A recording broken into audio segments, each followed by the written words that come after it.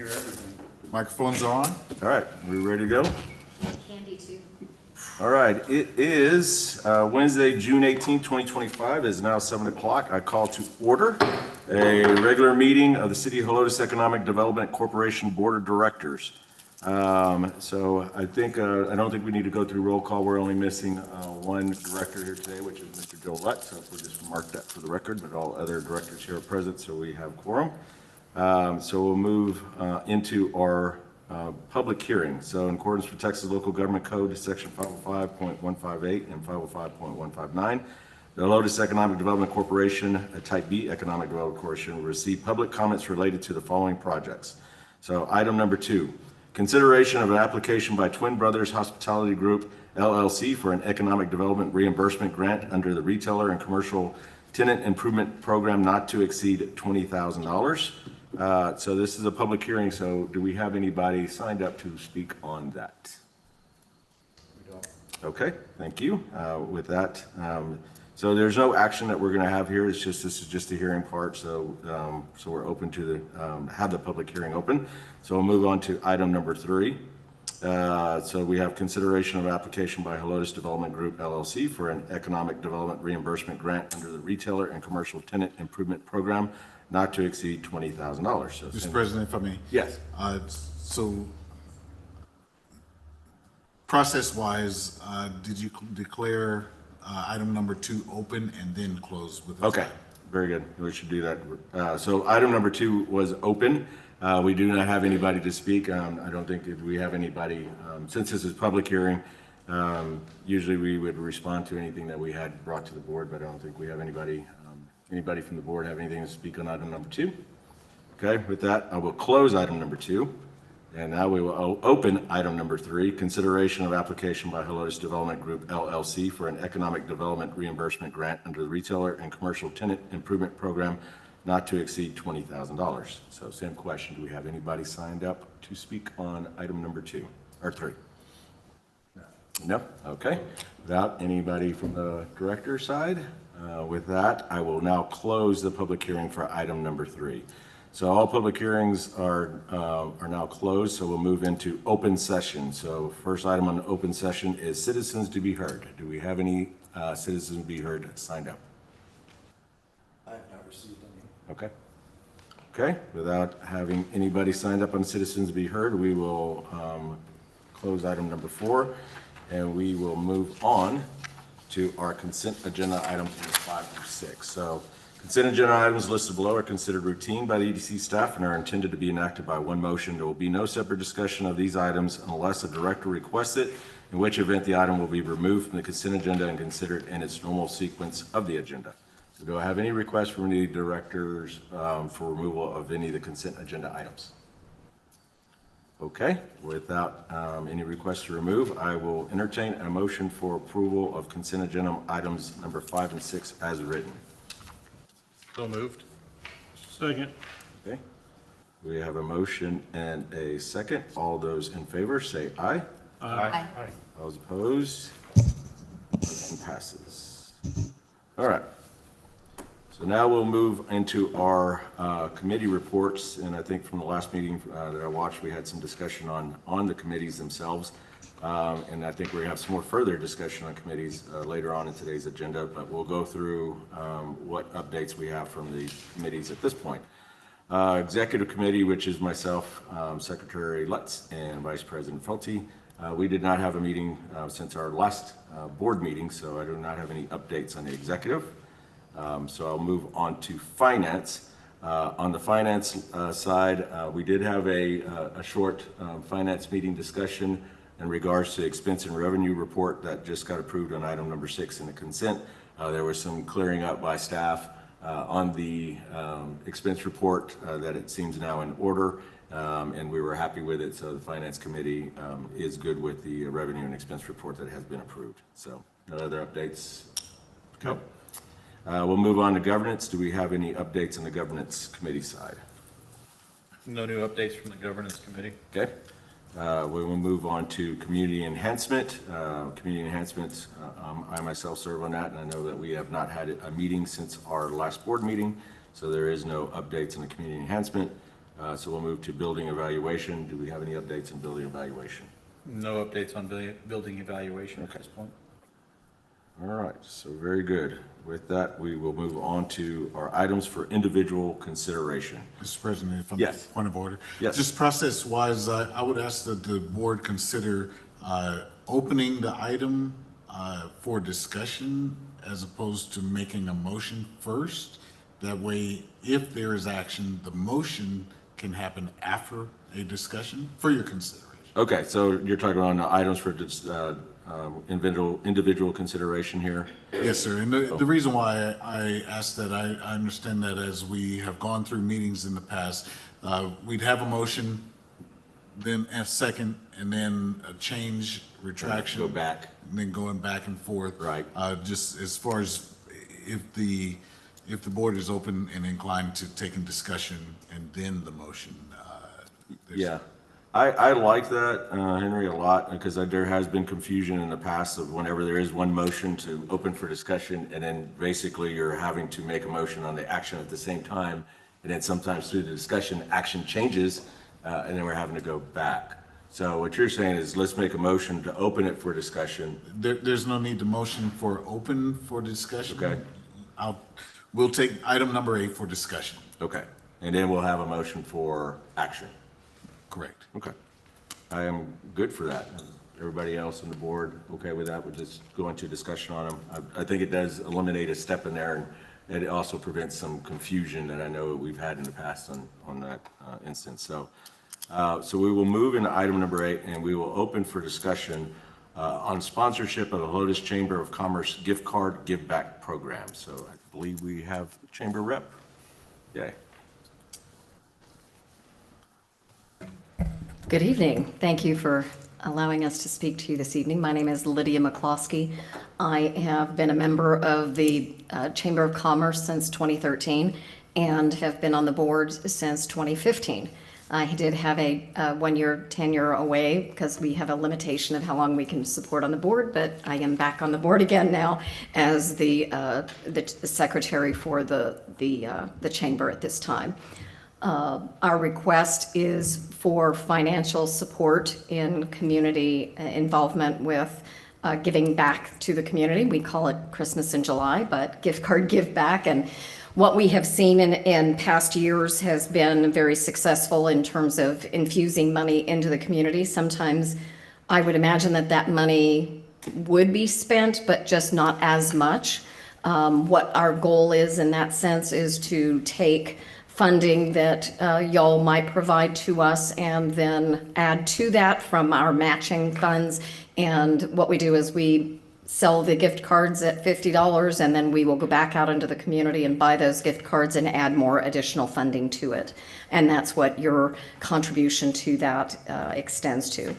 One of the things Ms. Sones was wanting to hear was some details in regards to Helotes and y'all's responsibility to this community.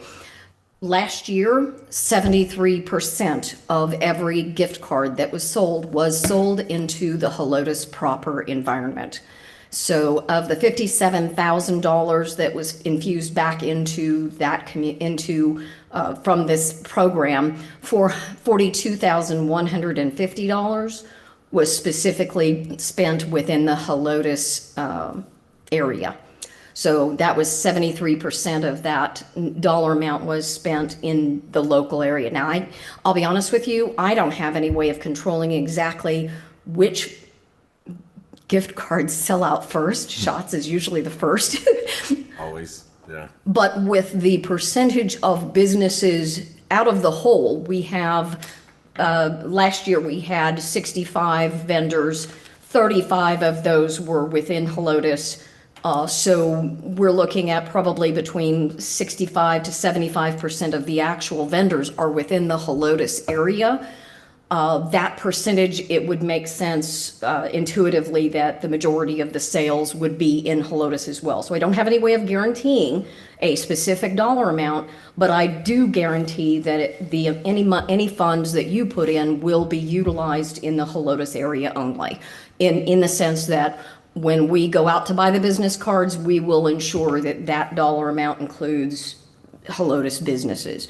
So for last year, we had $28,000 of sales, and we went back out again and spent an additional $14,000 in the Helotes area, specifically coming out to the $42,150 in Helotes proper.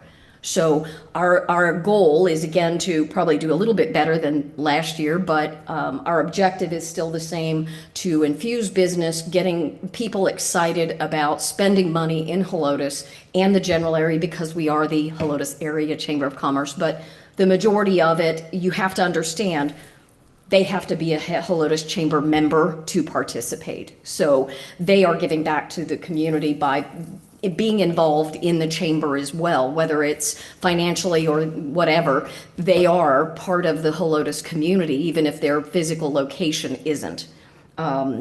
Did y'all have any additional questions that you'd like to ask me in regards to the program and maybe how it works?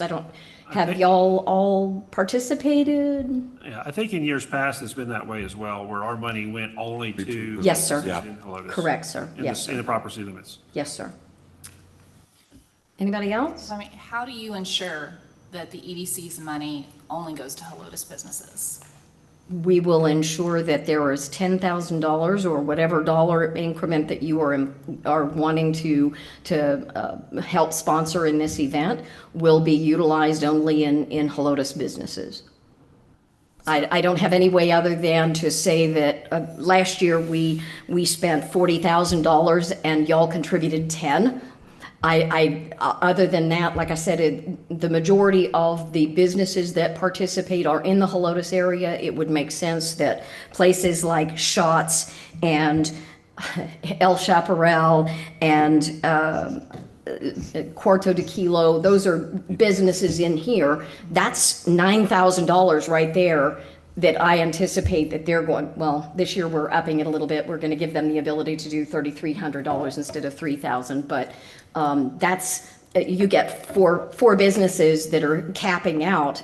There is your funding. May I ask a question? Yes, ma'am. So, in the meeting minutes from the last meeting, last month, Brad Graves said that it was a $10,000 donation. But when I go to the meeting minutes from March 20th, 2024, this body at the time approved a $15,000 donation, $15,000 donation, and it's in the meeting minutes.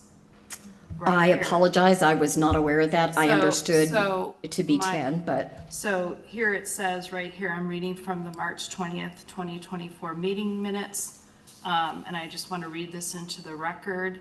A motion was made by Jeff Felty, a second by Melissa Benavides to discuss and take action on this item. Speaking on the item was Horatio Neely, treasurer for the Helotes Area Chamber of Commerce. He's requesting the EDC support the gift card program in the amount of $10,000. Motion to amend the sponsorship to $15,000 was made by Jeff Felty and a second by Melissa Benavides. The motion carried with 4 ayes and 1 abstain. thank you for updating me on that information. I was not So aware of I'm that. assuming because that was approved, that the donation last year was $15,000. I would say, based on your information, I would probably concur, but I don't have that as fact. I'm not in the Okay. bookkeeping. Okay, Do you want me to hop in? yes. It definitely was 15,000 last year. Exactly what you read was how it went down. That was the first year the EDC had approved 15. Traditionally, it was all 10 before that. My understanding is the request is for 10 again this year, and especially with the timing, just not going to council and that sort of thing. But it was 15 last year. Okay. And then also just quickly on so in the past, if for some reason because it's pure market, so people have the opportunity to buy whatever gift cards they want. If they happen to choose gift cards to vendors who are not in the city limits of Helotes, then if that were to sell out first or funds ran out, then the EDC money would not be allocated to businesses that are not actually in Helotes for matching funds. I don't know if that helps or not. Well, I find it very confusing, and Lydia sent me a list this week based on mailing addresses, and it's very confusing. I know this from being on city council. There are 2 businesses on there that have Helotes mailing addresses, but they're not in the city of Helotes. Okay. So therefore, you have a total of 42,150.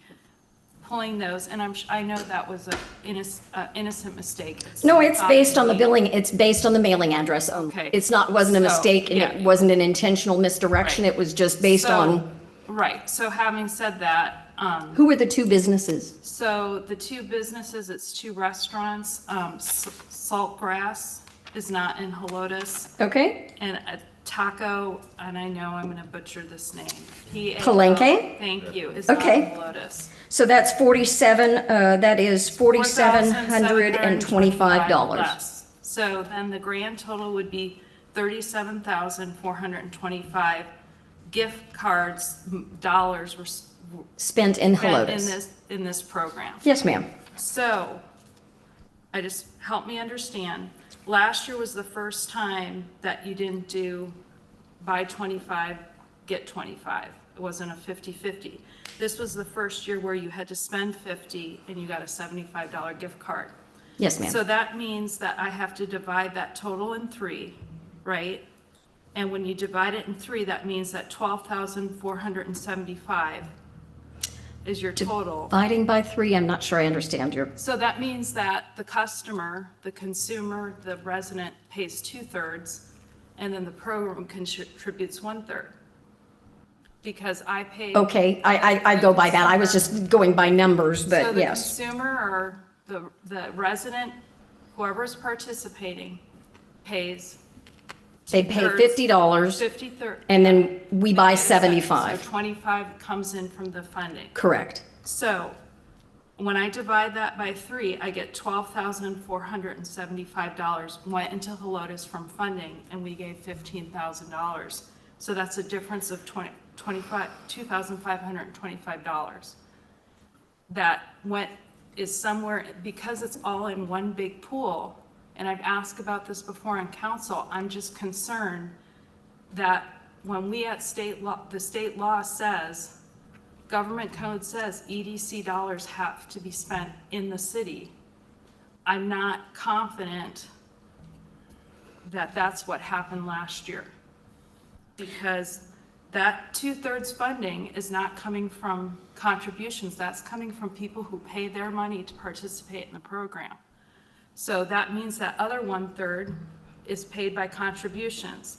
And so the gift cards that were purchased were $12,475 last year, and we gave $15,000, so there's a difference. So that's my concern. Okay, I wish you had expressed that to me prior to this meeting, as I had expressed providing this documentation to you so that I could be prepared to address that. I'm not at this time. Well, here's- I do want to address it because that's an important concern for me as well. And I don't want y'all to feel like we're not focusing on Helotes, but to me, spending 37,425 in Helotes, where it would not have been that great in that scenario, to me, is still an advantage that did not have. So I'd like to find out how we can rectify the difference of that dollar amount to the EDC as well. So I don't want to be difficult. I have to tell you, my husband loves this program. Okay, he was not happy when he found out. He's okay now when I explain the why. He's like, absolutely, I get it, you're doing the right thing. We just have to be very careful to look deeply at issues. And again, I appreciate the chamber. I don't want to be difficult, but it is my fiduciary responsibility to, and I got your list and I did, the highlighting and I did all the work, but I also want you to understand that public meetings are really important, and I wanted to have this discussion in a public meeting.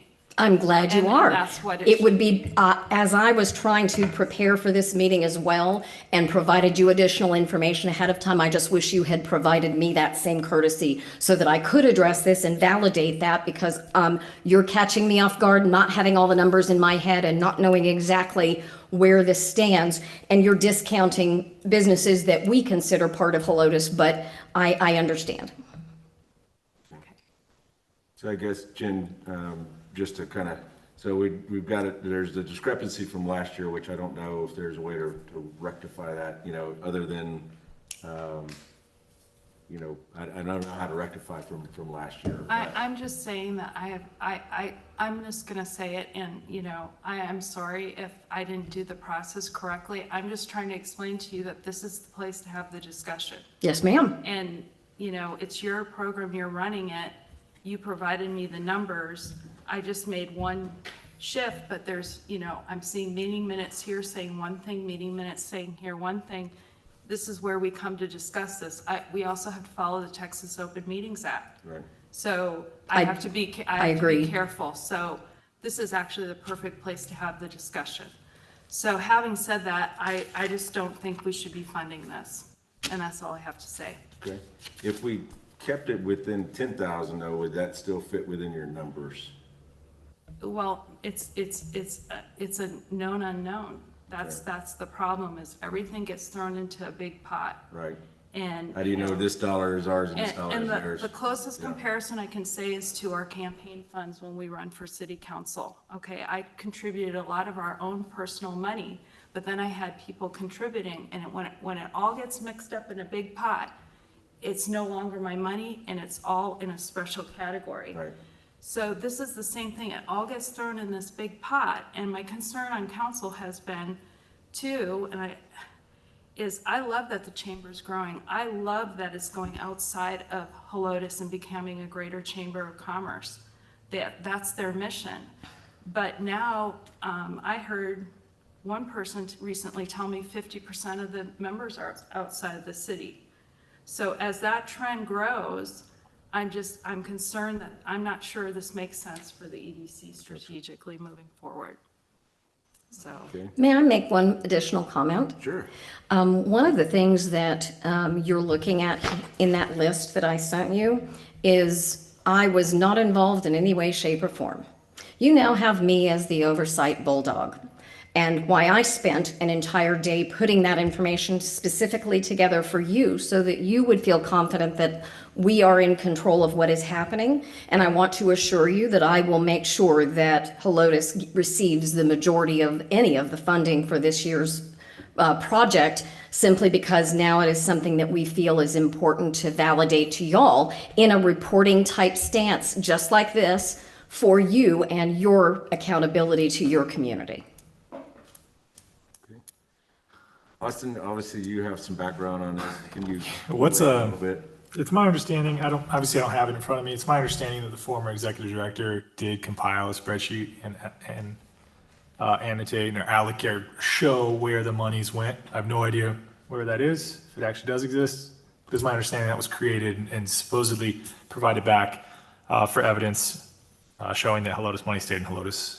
Would that be the chamber executive director or the? The EDC executive director, yeah. Lost my train of thought there, sorry. Can you explain, what's the math this year, Lydia? So, It depends on y'all's funding. If you decide you're going to fund the procedure, then we will do the 50 and 75 again. If you choose not to, then we will be doing 50 and 60, because that's what we can afford as a chamber by ourselves. so so last year, the math was 10 by the chamber, 15 by the EDC, and then 50,000 potential contribution by the actual purchaser of the gift cards. So in this case, if it's 10, 10, and 50, where does the extra 5,000 or the extra 5 per gift card? We would match whatever is happening, and if it goes over that, then that's on the chamber. Okay. And then, is there a way, would the chamber be, it sounds like you already answered this question, but just for clarity's sake, for my purposes, the chamber is on board with keeping very specific records showing that the money from the EDC would go specifically to business. And it's a very confusing city map. At least for me it is.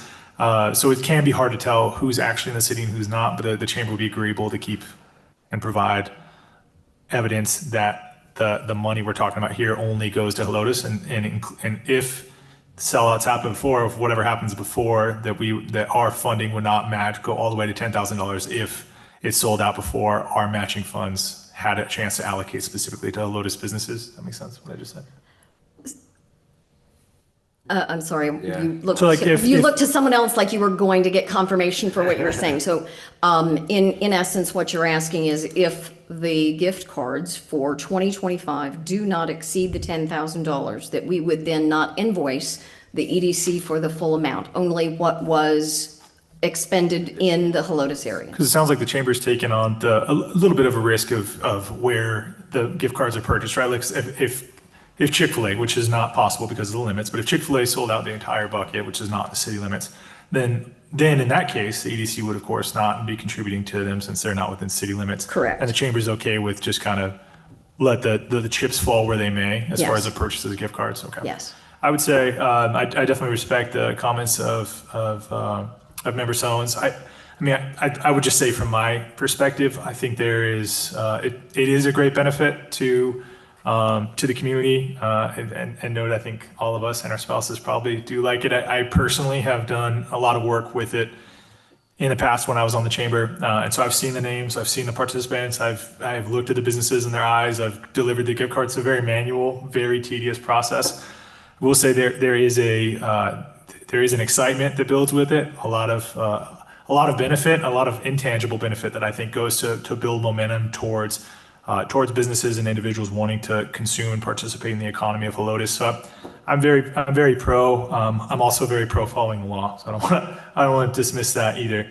But I generally do think the program is good all the way around. And again, I'm not sure exactly how to quantify this within the standards and the fiduciary responsibilities we're bound to uphold. But I do think sometimes I'll hear the idea of our role is, 3 strands of this is the government, the EDC, and the chamber all working and rowing towards the same goal. Of course, I'm on board with that. I think sometimes there is just some synergy that can build from things like this, which go a long way to again, getting participation and excitement within the community and participating in our local economy. So this is my comments. If I could add, I think this is a fantastic program. I think it is extremely worthwhile. However, I don't know if this is appropriate for public funds.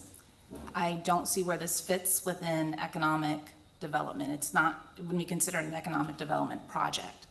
I think in the past, this program was supported through a marketing budget, but it's not marketing the EDC. It's really marketing the chamber. So that's my concern with it. I think it's a worthwhile program. I just don't know that using public funds from the EDC is the best synergy. So I think in the past, we have expressed with support from the EDC in our documentation, and we're happy to make that more in the forefront if that's something that would benefit the EDC, because the concept of the EDC in the community is vital for the community itself to see its impact on the community. And I know if somebody's going out to buy a gift card and they see EDC all over the place, that would be also something that we'd be happy to consider if that helps. I got an interesting question is if you use the gift cards, right, and when you go use it, you still get taxed, right, on whatever you're purchasing with that gift card. So there's still a portion of that that's actually still coming back to us, right? Since it's a sales tax that happens with the purchase that you're purchasing with that gift card. So there's actually a little bit of a return in there, it's not much, I know. But Yeah, how much? Yeah, it's just something, another little added nuance that's in there. Jeff, I know you've spoken on this a lot in the past, but your thoughts? I think it is a great program because it does go to there. We had been informed in the past that the money only stayed in the city, which is what we were under. I don't know from the years past before, since we bumped it last year. If we'd have been at 10 last year, we would have been underneath that. Let me ask you this, the way y'all have it set up on the website, because I have purchased them in the past, y'all have all the business names listed. Yes, sir. Would it be possible that you could list City of Helotes businesses and Helotes area businesses? And once the City Helotes met the $10,000, those were done and it went to only the others? The website and the functioning in the back end doesn't work like that. Okay. I'm sorry. I wish it did. No, that's fine. So all right. So if if we pledged up to 10,000 and only 5,000 of it was spent in the city, is the chamber willing to take on the other $5,000, the other costs that would have been spent out in the county? I think at this point, if you are going to support us with the 10,000, if we do not hit the 10,000, then we're not going to bill you for that dollar amount. I will commit to that on behalf of the chamber board. Do we know did we actually pay them a full 15 last year? Do we know? Yes, yeah, all 15 I was gonna say, if that's all in the paperwork, then I'd imagine so, yes, Yeah, sir. so, Did we? I can validate that when I get it back into the books, I can find out. I don't know off the top of my head, but I think the 15, sorry, I think the 15 was contingent upon a sellout. So the maximum amount of money that could have been reinvested in the community last year was 75,000. We did not sell out. So how much was the total sales? 57,000? 57,750. So 57,750, so it would put proportionate, so 57 divided by 75, whatever that is, multiplied by the 15,000. So I am kind of racking my brain here. I am pretty sure $15,000 was not actually given. It might have been much closer to the estimate, or to the 12,000. I don't remember off the top of my head. that would be 11.4. If you took, Yeah. because that'd be 76% of it.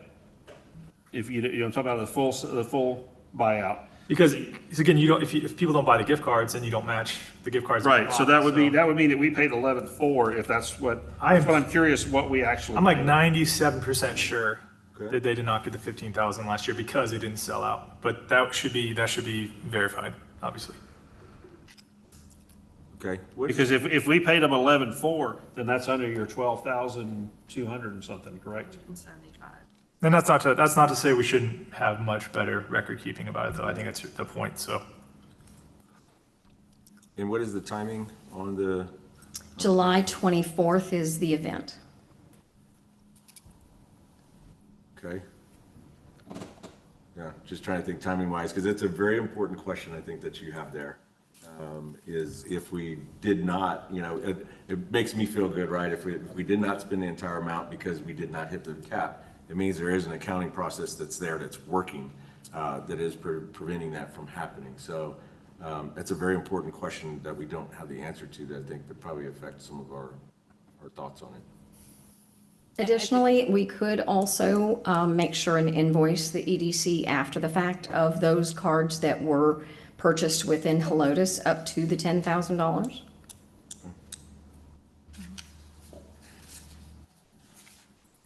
I think we also just need to keep in mind that we cannot fund projects outside of Helotes. Correct, I agree. This is a project that goes beyond Helotes. Well, I think if we keep the dollars though within Helotes, though, I think we're meeting that stipulation. At least I think in the spirit, and again, I agree with Jen in that there's no way to say this is an EDC dollar and this is a chamber dollar. They look the same, right? It's all in the same pot. But I think there's an accounting method that says this is what got spent within the city of Helotes, and I think that's what we're all looking for, is like some type of accountability on it. Who do we put that on? Is that something the chamber's willing to take on? I will personally take that on, sir.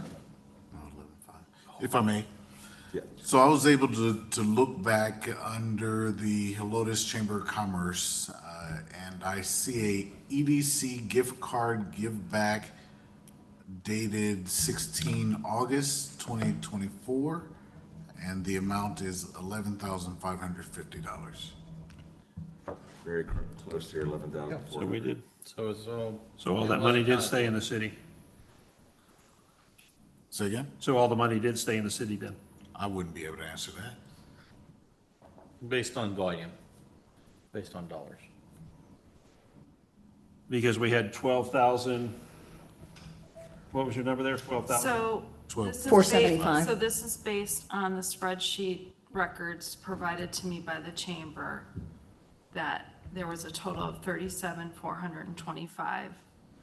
And if you divide that by 3, 1/3 of that is 12,475. The other 2/3 come from. From the private people purchasing it.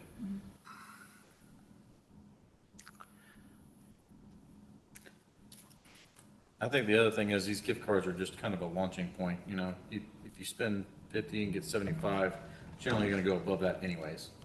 You're gonna spend $100 or $125. I don't walk out of shots for less than $100, it seems like. I agree, 100%. And that's if I'm not going all the way. Yeah.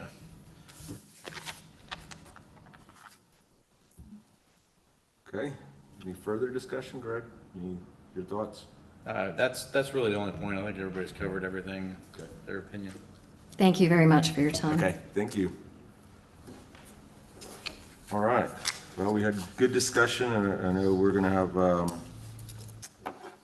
some different opinions on this, so really, it's gonna come up to the action, whoever makes the motion, the action, what action they want, and then we'll have the vote go through based upon that. So really, at this point, we don't even have an amount within the motion here, and we don't have any stipulations as far as requirements on that. So I am open to a motion for action, whether approval or disapproval, and then if there's any type of stipulations you want to put within that motion.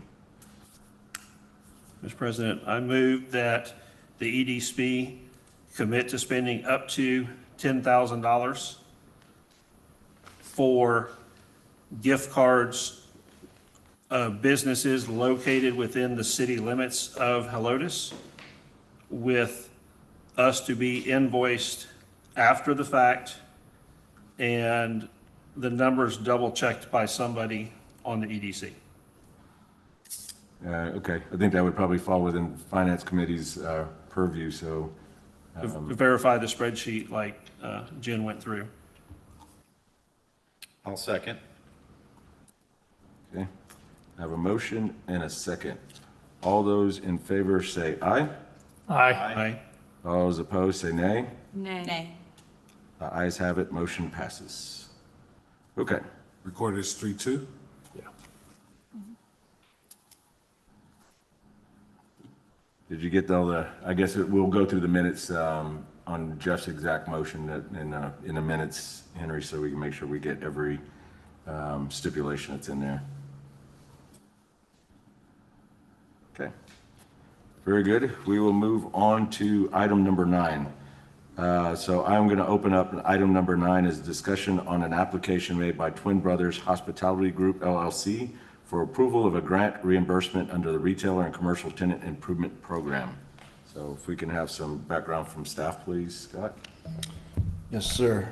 Directors, this is an application that was received by the EDC April 20th of 2023.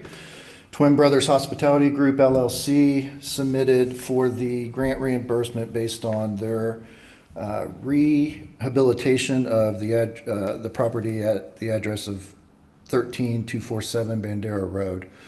Their investment in the property is approximately $206,000. They remodeled a previously vacant restaurant that had been vacant for more than 6 months. And through the matrix evaluation of the application that was done by the previous executive director, it was estimated they would create 11 full-time equivalent jobs and also create more than $10,000 in sales each year. The applicant owns the building, they do not lease. And as you all are familiar with their operations at Twin Brothers Burgers, they had their grand opening April 17th of 2025. This application was presented to the EDC board June 21st of 2023. It is coming back to you based on having the public hearing, which we did earlier in this meeting. So nothing has changed from what you saw previously, other than the applicant has completed all of the remodel and has opened. And from this process going forward, if during your consideration you would approve and continue the application, it would then go to City Council for 2 readings. And I will add, the grant amount is $20,000 for the application. And I think this is probably pretty obvious, but we did get all the invoices or the bills, I guess, that they had from the actual construction itself. we have not Okay. performed that yet. In fact, The previous approval did not have a performance agreement signed with Twin Brothers Burgers. I've been in touch with them since I've come on board, and in the packet, you all have the performance agreement that was drafted, been through our legal, that will move forward if this application does move forward. Okay. And I'll stay for any questions Sure. that I can answer. So the process will be, this would be approval of the application, and then there would be the actual follow-up with the invoices themselves to show the amount that they've spent. Yes, sir. So if approved through the EDC board, it would go to city council. If it goes through the 2 readings and is approved through council, then I would get back in touch with Mr. Garcia and obtain all the necessary documentation for them to qualify for the program before any reimbursement would be allocated to them. Okay. Karina? I just want to thank you for getting us fully compliant. This is the first performance agreement, I believe, that we've had, and the first public hearing before approving any funds to a business. And then following with 2 readings by the city council, ensuring that that's going to happen. So thank you. Thank you. Any further discussion? All right, since I will now close the discussion, so we'll open this up for a motion on action of the application.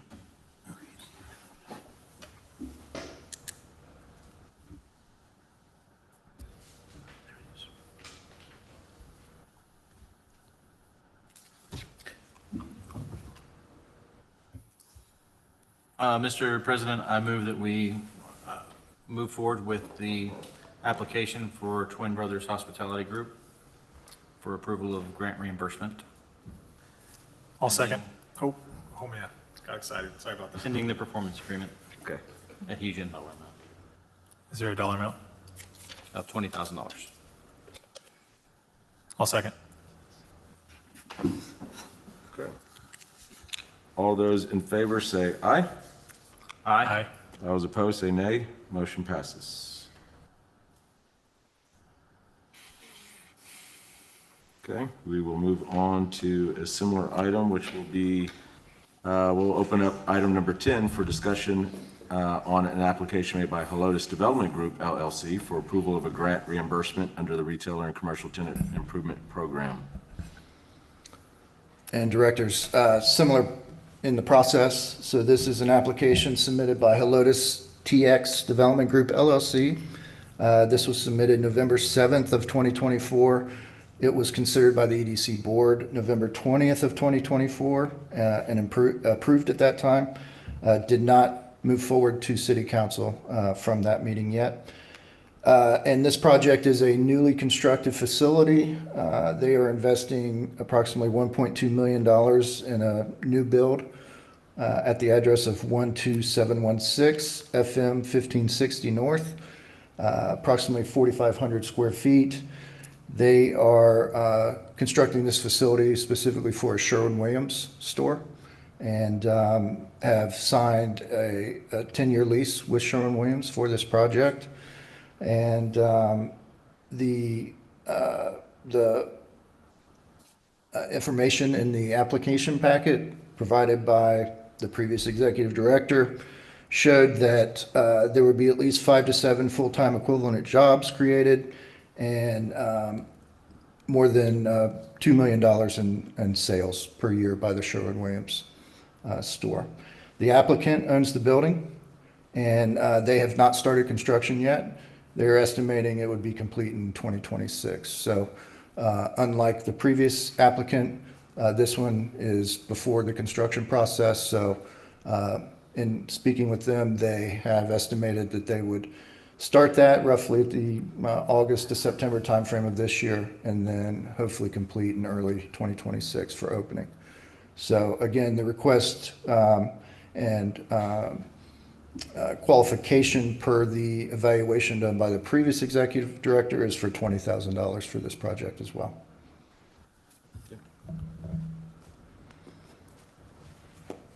It's a substantial amount more of sales than twin brothers, so that's good.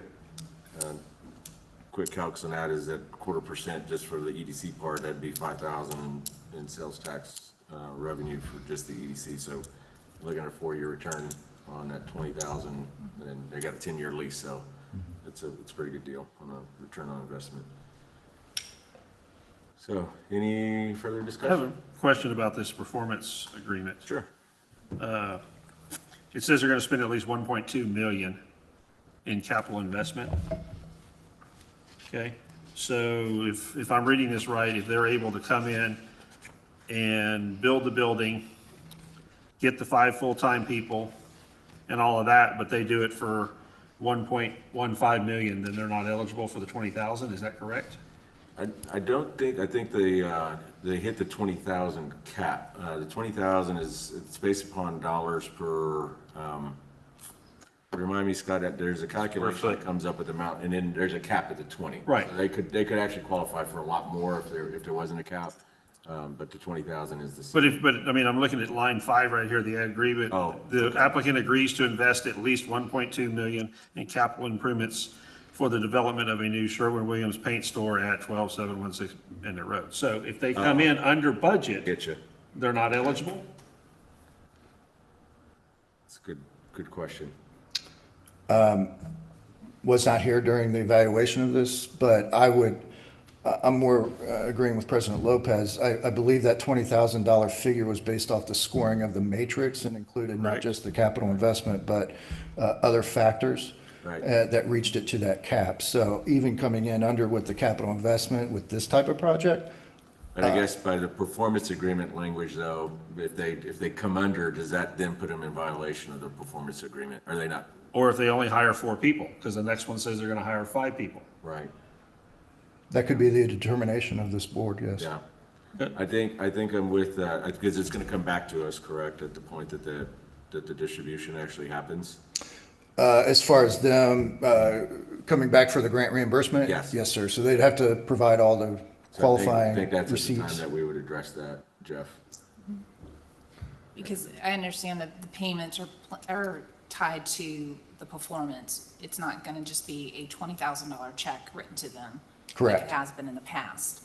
It will be in increments based on them achieving each goal. Up to 20,000, yes, ma'am. Okay.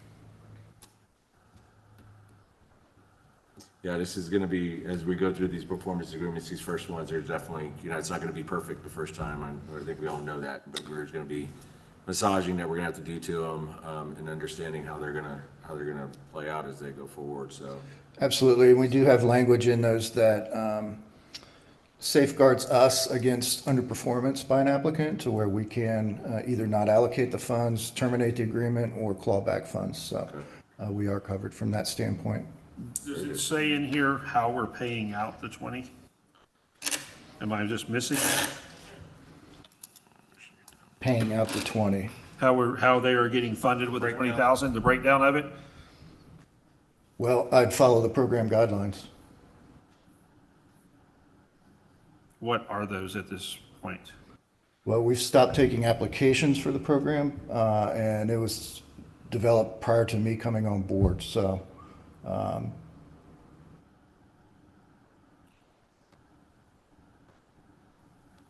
Well, I mean, this is for a 3-year, if I remember correctly, did I see that right in here? Shall continue therein for a period of 3 years after receiving the C of O, unless terminated sooner by the provisions therein. So my question is, do they get the 20 at the end of 3 years? Do they get it on day 1 and then we call it back if they don't meet these goals? How does that work?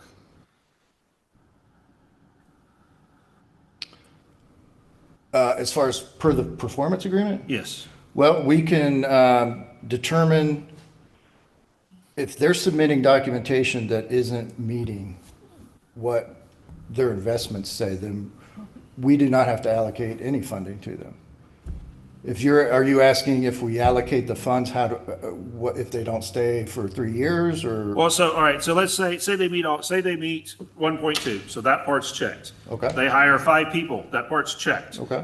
We're end of year 1, they're still, when do they get their money? Do they get it once they've submitted the paperwork and hired the 5 people? Per the program, it's after C of O, they submit the paperwork. Okay, and then if then within 3 years, they drop to 4 people, then we can call back that money? Is that the way this is? Well, they, under the program, as I've taken it on, there's no ongoing performance reporting related to jobs. It's just that distribution. It's a grant reimbursement specifically for this investment, is the way the program has been set up. Okay, well, I guess what's confusing me then, and is we had the previous, and I know you're coming in the middle of this, so this is somebody else's mess that you inherited. The previous one, they received the money once they received their C of O. Well, they can submit for reimbursement once they receive. Once they did it, right. They would submit all their invoices, they would submit whatever. And as long as they met the dollar amount and it was based on the matrix that we had before. That was the performance was then. Right. But if they closed shop in 6 months, there was nothing that was There's no, done. right. So I'm reading the performance agreement here, says this goes on for 3 years, but it doesn't say what happens if they close in 2 years. Well, we can, it has that language in there specific to the program requirements of they must have a 3-year lease or more. So that's just putting it in the agreement. If they do not meet that, we can certainly terminate the agreement and claw back any funds. So this, I mean, it's still, I don't know if it's above my head or what, but it's still seeming, I don't see how this is really any different than what we had before. But I guess in the performance agreement part, are you asking, should we add language that specifically covers cases like that? I mean, but I think the problem that we'll have, Jeff, is there's probably 20, 30 different scenarios that we could have. Right. You know, I mean, what was y'all are the two that led this? What is y'all's thinking on this? I mean, Well, I mean, frankly, the legislature led this. Just to be compliant, the payments would be tied.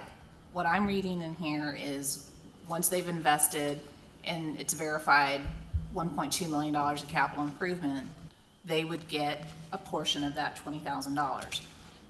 Once we verify through payroll records that they've employed at least 5 full-time employees, then they would receive another payment or another portion of that $20,000. Going forward in the future, if we want to put employee retention requirements in there, but what's We could. the portion of this? I mean, what's the proportion? If Well, they spend 1.5 and they hire 10 employees, they only met one of the 2 boxes, did they get half? you would just scale it, I would assume.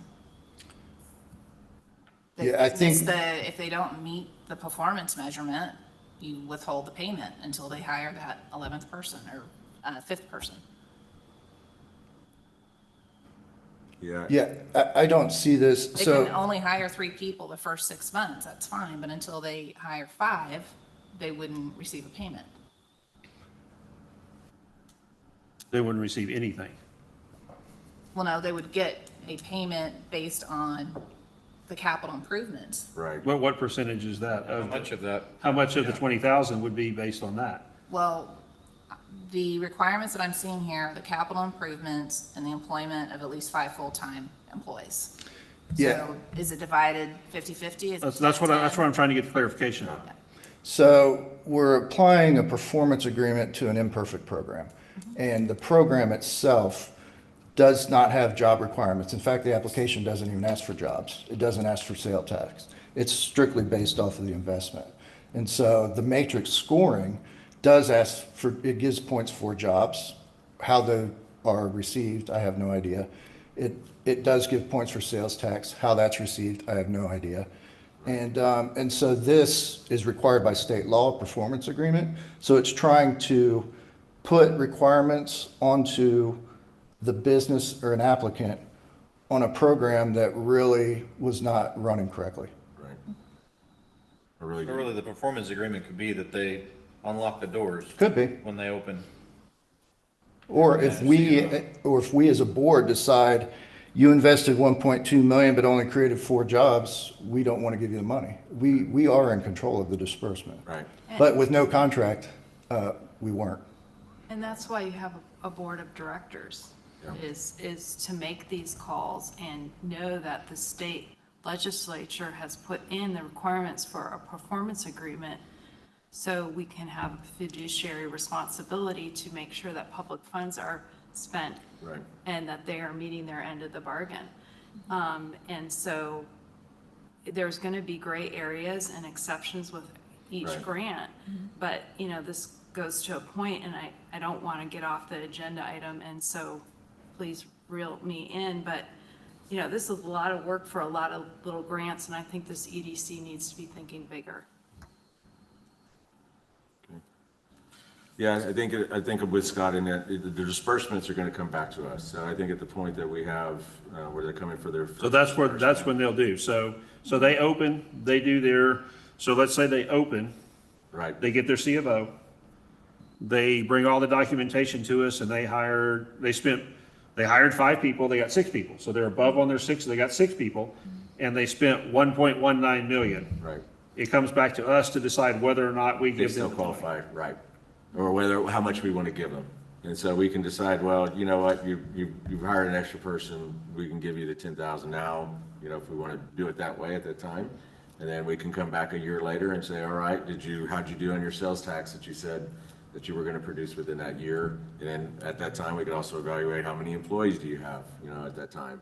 And we can decide, okay, well, you haven't really met your sales tax that you said in your application. So you have the remaining 10, we can give you 5, and they can come back a year later, or however they want to do it, you know. May I ask a question? And I may be misunderstanding. I thought you just said that the application doesn't ask for sales tax. Doesn't. Okay. It- So there. It's in the points. It's in the matrix. Yeah. But Just somehow that was revealed but it- to the score of the matrix, but it's not documented. Because if you scroll back up, it's on the one from Twin Brothers. If they're sales tax above 10,000, they get 3 points. But it's not on the Twin Brothers application. So They didn't how fill did, any money. where did Correct. that come from? Yeah. Is what I'm asking is we're asking them to be held accountable for something that they never put on an application. So my Yeah. question is, where did that come Well, from? no, they gave those numbers, it was not so they had to give those numbers in order for it to be scored, for them to qualify for that amount that dollar amount. But how did they give the numbers if it's not on the application? Well, I don't know if the numbers themselves, the scoring matrix itself, they had to provide those to the executive director at the time for him. Yes, to score it. if I may, I believe that there were phone conversations or in-person conversations that would glean additional information from any applicant that was not on a scoring matrix. If you remember, the retail and tenant improvement program was the only one that actually had, that I was able to find with a scoring matrix associated with it. Okay, and so when I received an application, I had to go back and ask more questions. What I really believe that, getting to the original question set of if the investment was less than $1.2 million, or if there was 4 employees as opposed to 5 at a given point after opening, any exceptions or waivers, and I'm not trying to posture the board to negotiate against yourself, that's not my encouragement at all, but I would say that any exceptions or waivers would come back to the board for evaluation and to take action. And I believe that would likely be more appropriate in an executive session as opposed to open session initially, in order to have that discussion freely and evaluate your use of your funds as it relates to a contract. Okay. And if I can be a little free in my discussion point regarding this, if the board is concerned about a specific number in this agreement, you can easily give direction to the director to make the adjustment administratively and move forward if you're worried about some particulars of the agreement. Yeah, 'cause it says in here that they can, the EDC can request repayment within 30 days. It says here the EDC can request in writing, shall seek, where was that? I just had it. Right. But keep in mind, the agreement as written is an evaluation of a 3-year period total. Right. And in the event, and this is based on the experience that I have from another location, if there is a perceived failure or breach of the agreement, you assess where you are as far as the timeline, and then you make it to scale for if there's a appropriate clawback. If there is not a schedule of payments inside the agreement, then I think that it is based on timing and where you are compared to the potential failure. I think that declaring a failure too early is a hazard for all parties. So example is if day one, they spent 1.2, they hired 5 employees, and they're doing good, they get to the start of year 3 and they had to lay somebody off. So that's when we would go back and look at possibly doing a callback, because we will have already paid them the full amount because they got the money up front. Day 1 of year 3 is not completion of the agreement.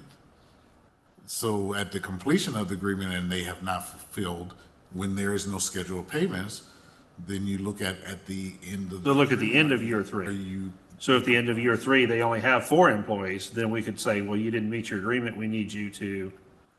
That becomes a discussion for the board at that time. I Okay. wouldn't predetermine. That kind of goes with what Jen says. That's what becomes the board's call. That's where I'm just trying to get clarification on the callback and how that works, and if we're paying them the full 20 up front and then getting it back, or if we're going to pay them, because it says it's a 3-year agreement. My question was that if they met all the stuff up front, are we giving it to them all up front, or are we going to spread it out over time? And then, if they did come in and only, instead of spending 1.2, they spent 1.9, then how do we move forward with that? Yeah, I believe at that point, your executive director would be bringing information back to the board for consideration and discussion.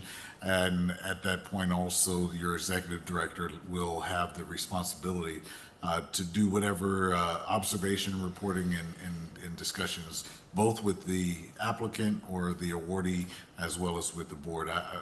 I think it's a management decision at that point, unless there are inputs or directions about the agreement as written. If I can add, Director Felty, I think my intention with drafting this performance agreement tied to this applicant and specifically this program, the program does allocate the funds after the C of O and the items are, substantial items are provided to myself, staff. In this agreement, my intention was to highlight additional items that should be required of them to meet the requirements of what they've provided to us to qualify for the program. So it's, again, a performance agreement tied to an imperfect program. As we move forward and develop incentive programs, and it's a multi-phased or multi-year incentive, I completely agree with you. It should be a year-to-year evaluation of have they met the jobs, have they retained the jobs, have they met the sales tax? If not, if we either don't allocate for that year, or if we have, then we look at, hey, how do we pull some back? That phase out should be outlined in a performance agreement. This one is specifically worded, tied to how that program was set up, and I don't necessarily agree with it, but I'm trying to follow it so that we can move this That makes forward. sense. I think the program needs to be basically overhauled. Yes. Because this is an extreme amount of work Yes, put back on you for a relatively small amount of money compared to the size of the project. yes, sir. That's, not that $20,000 is a little bit of money, but I think it's, and when you look at the proportion of the project, it's a very small portion. 1.2 million. Yeah, 1.2 million, that's, what percentage is that, math wizard over there? It's low. So, Good answer. Good answer. so, Okay. that's all I have. All right. Very good. Thank you, Scott. Thank you. Yeah, thank you for the work, again, to back up Director McGowan on it. Thank you for the work on putting that together. We have something that we did not have before, which is always, it's a great place to start, you know, it's gonna get, there's gonna be more perfections to come, you know, as we go forward with it. And it's just, as we go through the processes, we'll figure out what those are. Okay, so at this point, we've gone through discussion and now we need to have action on this application.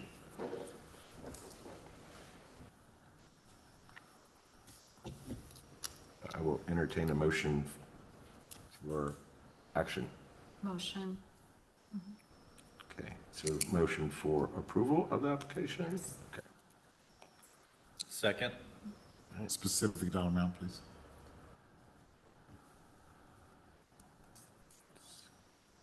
Hayden, all right, so all those in favor? Did we hear a dollar amount? Oh, I'm sorry, yes. Jen, we Oh, need to, I can do, okay. So I move that we approve the application made by Helotes Development Group for approval of a grant reimbursement program, and it's $20,000, correct? correct. Under the Retail Commercial Tenant Improvement Program. Thank you. All right, Second? we have a second by Director Hayden. All those in favor, say aye. Aye. Those opposed, say nay. Motion passes. All right, so we will now move on to item number 11. So I don't know what action we're going to have on this, so we're going to open this up for discussion. So we're going to have discussion on the Executive Director's State of the Organization Assessment. So, Yes, sir. Rick? And I put this item on here, President Lopez. As I came on board March 31st, I thought I would give you my feedback, my first 100 days in your organization, and some outside eyes and ears of what I see and what I think, and provide that feedback to you for any discussion you may want to have. So I thought I'd start with the physical space that the EDC offices are located in. And as you all are aware, we've made an investment in over the past year. Right now, the physical space itself is still incomplete. We are still looking at getting the sign put on the front of the building. For all of you, I don't know if you're aware, but there is a sign that is at Texas Car Wraps, just down a few stores from our office, that is quite large, about 6 feet in height, maybe 10 feet in width. Very heavy, I would say at least 100, if not 150 pounds of iron. Helotes Business and Visitor Center is what that says. And so I'm still working on quotes to get that put up on the facility itself. Also working to get blinds put into the facility, and I want to thank Director McGowan because she has taken the lead and assisted with getting a couple companies out to give me quotes on that. So I appreciate that. Thank you. Working to get some privacy frosting on our conference room interior as well as my office. So those are items in process. Because our rehabilitation's been complete, we had an ADA compliance assessment that was done, and we did have 2 violations related to that. One is our grab bars in our restrooms are too short, so we will have to get lengthened ones installed. And also our island in our kitchen area there is not handicap accessible, so we'll have to have some sort of access for wheelchairs to that island. Additionally, although it is not our responsibility, our parking lot was noted by the inspector without handicap access, wheelchair access, ramp access, handicap parking. So that affects us in the sense of Texas open meetings. Our organization cannot hold meetings in our office because we are not meeting the Open Meetings Act, which requires the ADA compliance. So additionally, we have shelves over our printer. We have a TV over the kitchen area, some additional Zoom capability in the conference room and artwork to help finish out that interior and hopefully get that complete. Additionally, we have some repairs. When I first came on board, our AC unit, we have 2 of those. We had a new one put in when we completed the rehabilitation, but one is the existing one that is quite old, and it went out, and so we had to repair it. Thankfully, it's been working since then. And our roof has leaks coming through it in the multiple areas. So we've had near the front windows, those repaired, and they have ceased, but we have new ones that have developed over in our kitchen area and in other parts of the facility. So over these last few weeks with the rains, we've had some substantial puddles accumulate in the interior there. In my office, initially my desktop computer, which is tied to the city system, was in our storage room. So, excuse me, I was remoting in from my laptop in the office. In the last few weeks, that's been put into my office. But the printer that is in the facility will only work from my laptop, not from the desktop. So still working on getting a printer for my office. The IT capabilities of the facility itself are for my office, under the city's vendor, but I do have to find an IT vendor for the rest of the facility for any issues that may come about there. And then we do have 4 private offices that are occupied. One of those tenants that is located in one of the offices has notified me that they will not be renewing at the end of their agreement, which is at the end of November. That leaves us with 3 open offices, and 2 of those offices were filled this past Monday, the 16th, by a member, and then another office will be filled July 1st. So we will be fully full private office-wise at the facility starting July 1st, and then we should have 1 office open in November. Looking at, excuse me, our website for the business center. So overall, we have 3 websites. Our specific business center website does not have some accurate information on it. It needs a lot of work. It needs access for reservations for our conference room. There's language that is not really reflective of what the opportunity is there in that facility. And so, again, I don't think it's really something that is providing the correct information to the public of what we offer there currently. So that'll continue to be worked on. And really, what I would want to stress to this board is, as a new person coming in specifically to that facility, excuse me, I really don't know what it is. It's incoherent to me.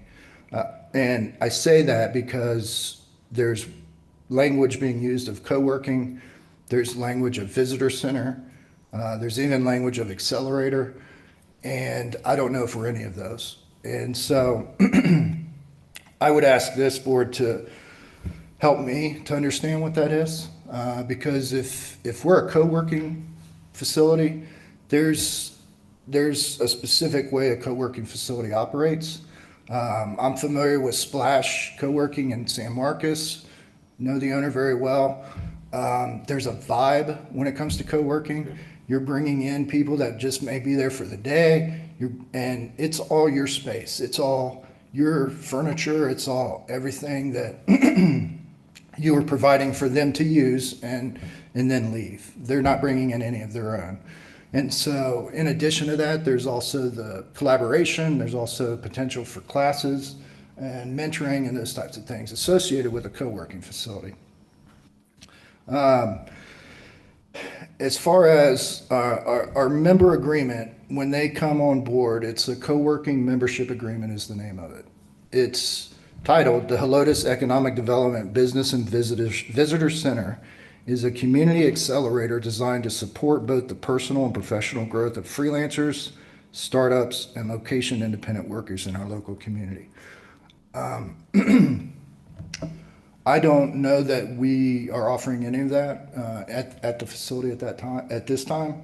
And so if this board feels we need to, I would like to have that conversation and develop a strategy behind that, because accelerators are providing a lot of different resources, mentorship, even equity opportunities for those types of businesses to take advantage of. And so that's another incoherent branding, part of the branding that I'm just not really understanding at this point. And then visitor center, it fits on our sign, and thank you, sir. I don't know, number one, I'm not familiar with EDCs taking on that role of being a visitor center. For me, it's been chambers of commerce or other organizations, but that's a whole nother setup. And so I say that with, who are we and what are we branding over there? And whatever we are, I'm providing a service in that facility. I'm bringing people in, I'm showing them the space, I'm doing all the administrative aspects down to weeding in the front and putting snacks in the snack bar. But if we're going to be a co-working facility, I want to be the best co-working facility in the area. If we're going to be a visitor center, let's make it the best visitor center in the area. And if we're not going to be any of those, then what are we going to be? And so that's my initial thoughts on the business center itself. The EDC is another portion of so I've kind of parceled this out into the portions of operations that I'm taking on. And so from an EDC component outside of the business center operations, there's the administration of the board and what goes on with the opportunities and discussions that we have at our meetings, as well as what gets carried on through to city council and all the other items that are developed for you all. But in addition to that, there's the administration of the incentive programs. And so we've had a little bit of that discussion. And when I first came on board in April, we stopped taking applications for our incentive programs. We're still continuing on some of the applications that came in before that. And we'll have an opportunity to delve deep into those and really evaluate them and develop new ones. I don't think this is the right time for that, but I'll give you my high-level view of what we've been doing and where we are. And from a process standpoint, we have not been doing things correctly, from the performance agreements to the public hearings, to the intake of applications and the questions asked. I think I didn't say this on the last discussion item because I think it's more appropriate than this, but from the application through to the compliance has to tie together. And so what you're asking on the application goes to the scoring evaluation, goes into the performance agreement, and then I've worked with other communities where we had what was called a tax incentive review council, and it may have just been a committee of the board. But annually, we would look at all of our agreements and determine, hey, are they meeting the jobs? Are they not meeting the jobs? Do we continue with them? Do we not continue? Was it a rough year in the economy? Do we give them a pass this year and look at it next year? And we evaluate everything that way as a group. And so I think we need to start looking at things from that level, especially when we start developing the new programs that are going to replace our current ones. And I would say, were the past programs meeting our goals of what this organization wants to do? I think the commercial and retailer tenant program is a program that is essentially funding leasehold improvements for companies. We also had a program for e-commerce, and that is something that is that something that we want to be incentivizing our business community to undertake? And is it more of what one of the directors said? We need to be looking bigger than that. And so I think we need to look at different things we want to incentivize, look at a bigger approach. And really, I grew up in the incentive world on the tax side. There's two words that are tied to incentives, and that's but for. But for this incentive, does this project move forward? But for this incentive, does this activity occur? If it's just a regular routine business activity that is going to happen anyway, I personally don't feel that we should be involved. But we can discuss that as a group and determine what we want to do. So again, we have a website for the EDC itself. We have some outdated information on there. We have a lot of improvements that need to be made to the website. So I have not even begun to undertake those, but there's sections on there that are outdated or incorrect information or just not relevant information. So that's something I think down the road we need to look at. Another pillar that I see that we've operated in is tourism. Our third website is Visit Helotes. I'm not real sure what the function of that is. It's more of a directory from what I see. We have been utilizing Google 360 to take pictures related to those businesses, and I think they can upload them. But that is all I'm seeing when it comes to the extent of tourism, when it comes to the organization. So I know we allocate some funds related to different festivals and things of that nature, Carnival and the market and those types of things. But as far as direct outreach tourism-wise from us, I haven't seen much that we have delved into. And then the third area that I've seen that we have been operating is community enhancement, and that's with our park, which is another item on our agenda this evening, and improvements that can be made there, as well as arts programs related to sculptures in Old Town, the Bricks program, which is another item we'll talk about later as well. So all that said, my perception of our organization is that we operate in really 4 buckets, and one is micro businesses through the business center. Right now, I think we are essentially offering low-cost office space. Our incentive programs are focused on more of interior finish out, e-commerce related in the retail, restaurant sectors, tourism through the Visit Helotes website, and then the arts and community enhancement areas. And so I ask this board, does that meet our mission? And our mission, to me, I've had to look and find it in some different documents, and I'll go ahead and read it. Our mission of this organization is to promote, encourage, and enhance the creation of jobs, the expansion of the local tax base, and our quality of life through projects that assist in the retention and expansion of existing employers, and which attract new employers and aid in their development and growth. And so right now I ask, are we meeting our mission? From my perspective, in working with different organizations in economic development, I see us operating in really 4 areas. One is business attraction, and that's business attraction regionally and nationally. And us having a customized approach, knowing what we want to go after, and having a customized approach for me marketing to those types of businesses and going out to the places where they are located and where they are. And it's got some travel involved, but it's also outreach, and it's those types of things.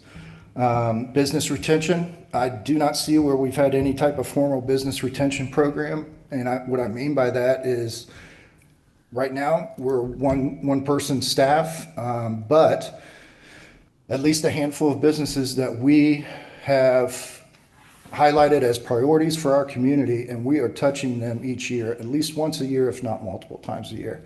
And that touch point can be just checking in with them to see how they're doing. How's business? Are you having any issues with the city? Any of that type of work and conversation. And that list can grow. And so that's something that this position, if there is turnover, a new person can come in, know what businesses have been touched, know who they need to contact the next time they need to go see that business, and go out there and do that. And so business attraction and business retention are at the heart and soul of economic development, and we have to be doing it. Community enhancement, I'm a park person. I'm 100% on board with everything we do out there, and in addition to anything outside the park, Old Town, capital improvements, whatever it may be. But our involvement with enhancing the community plays an indirect role in business retention and business attraction. So I think we should be operating in that bucket.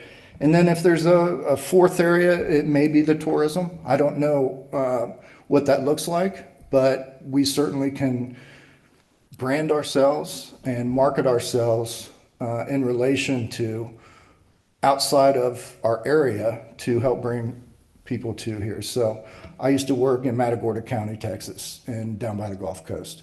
When I would drive back to my home in San Antonio, I would pass a billboard way outside of the toll roads that was for Comfort, Texas, which was at least an hour or hour and a half further on down the road. And it may not seem like much, but those little things, a little antique town is advertising way on the other side of San Antonio for people to come and visit them. So those are the types of things that we can definitely be looking at.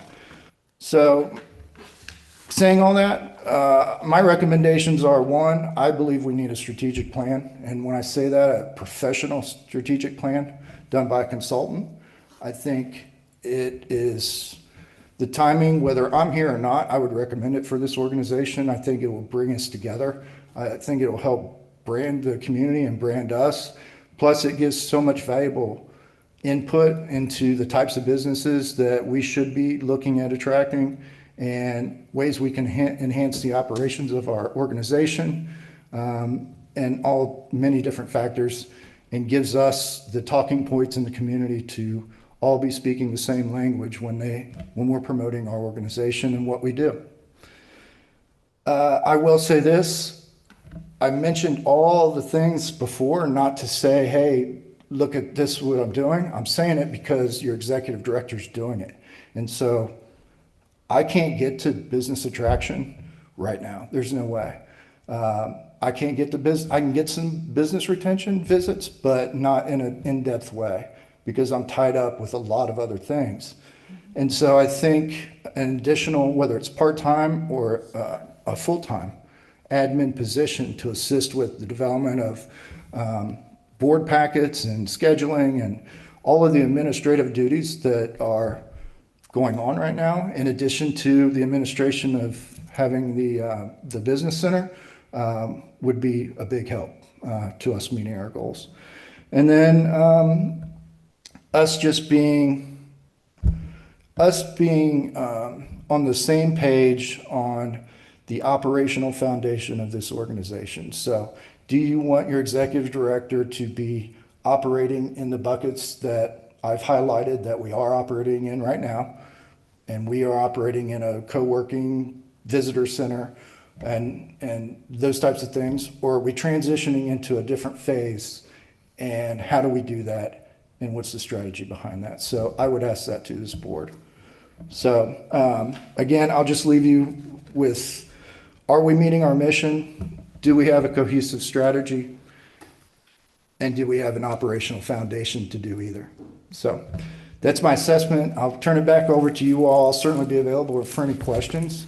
But I just wanted, like I said, my first 100 days give you my perspective of how we're operating as an organization. Very good. Mr. President, if I may.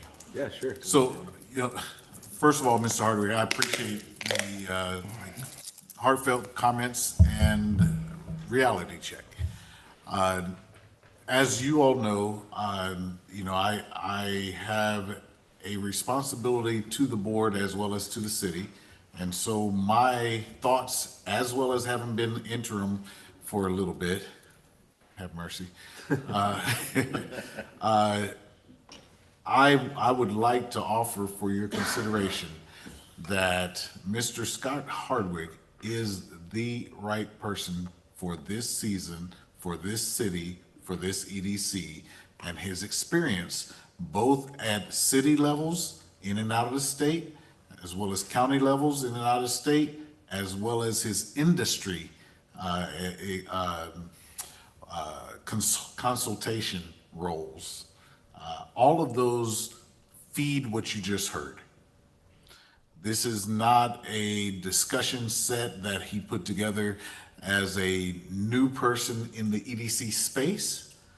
It is not something that was put together based on any perceived emotional type of a pull or push. It is based on real experience in other locations that has arrived here in Helotes. The challenges that have been faced by this board to date equals an opportunity to move forward in a very purposeful way that will allow Helotes to go to the next level. Every round goes higher. And we are very blessed to have Scott here to take us to that next level. So I encourage you to really take in deep what he has provided to us.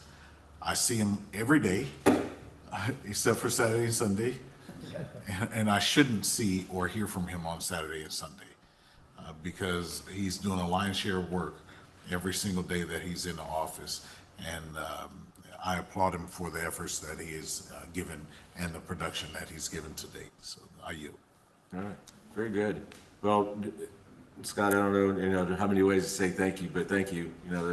I agree exactly with what you had to say, and of course what Henry reiterated. This is really, really good information. There's a lot of things here too that I think a lot of the board members say that we've been talking about for a long time, but there's a difference between talk and action, right? And so, and I know now why you say, hey, maybe there's possible action that we actually need to have tonight in order to maybe get some of the things moving forward. To me, and I know I want everybody to kind of go through and give your thoughts of what you feel is the biggest fire here, but to me, I just feel time is probably your worst enemy right now, because in that you're having to spend a lot of time on the first part of your discussion there and not getting to what is actually the mission, right? And so we're that admin person.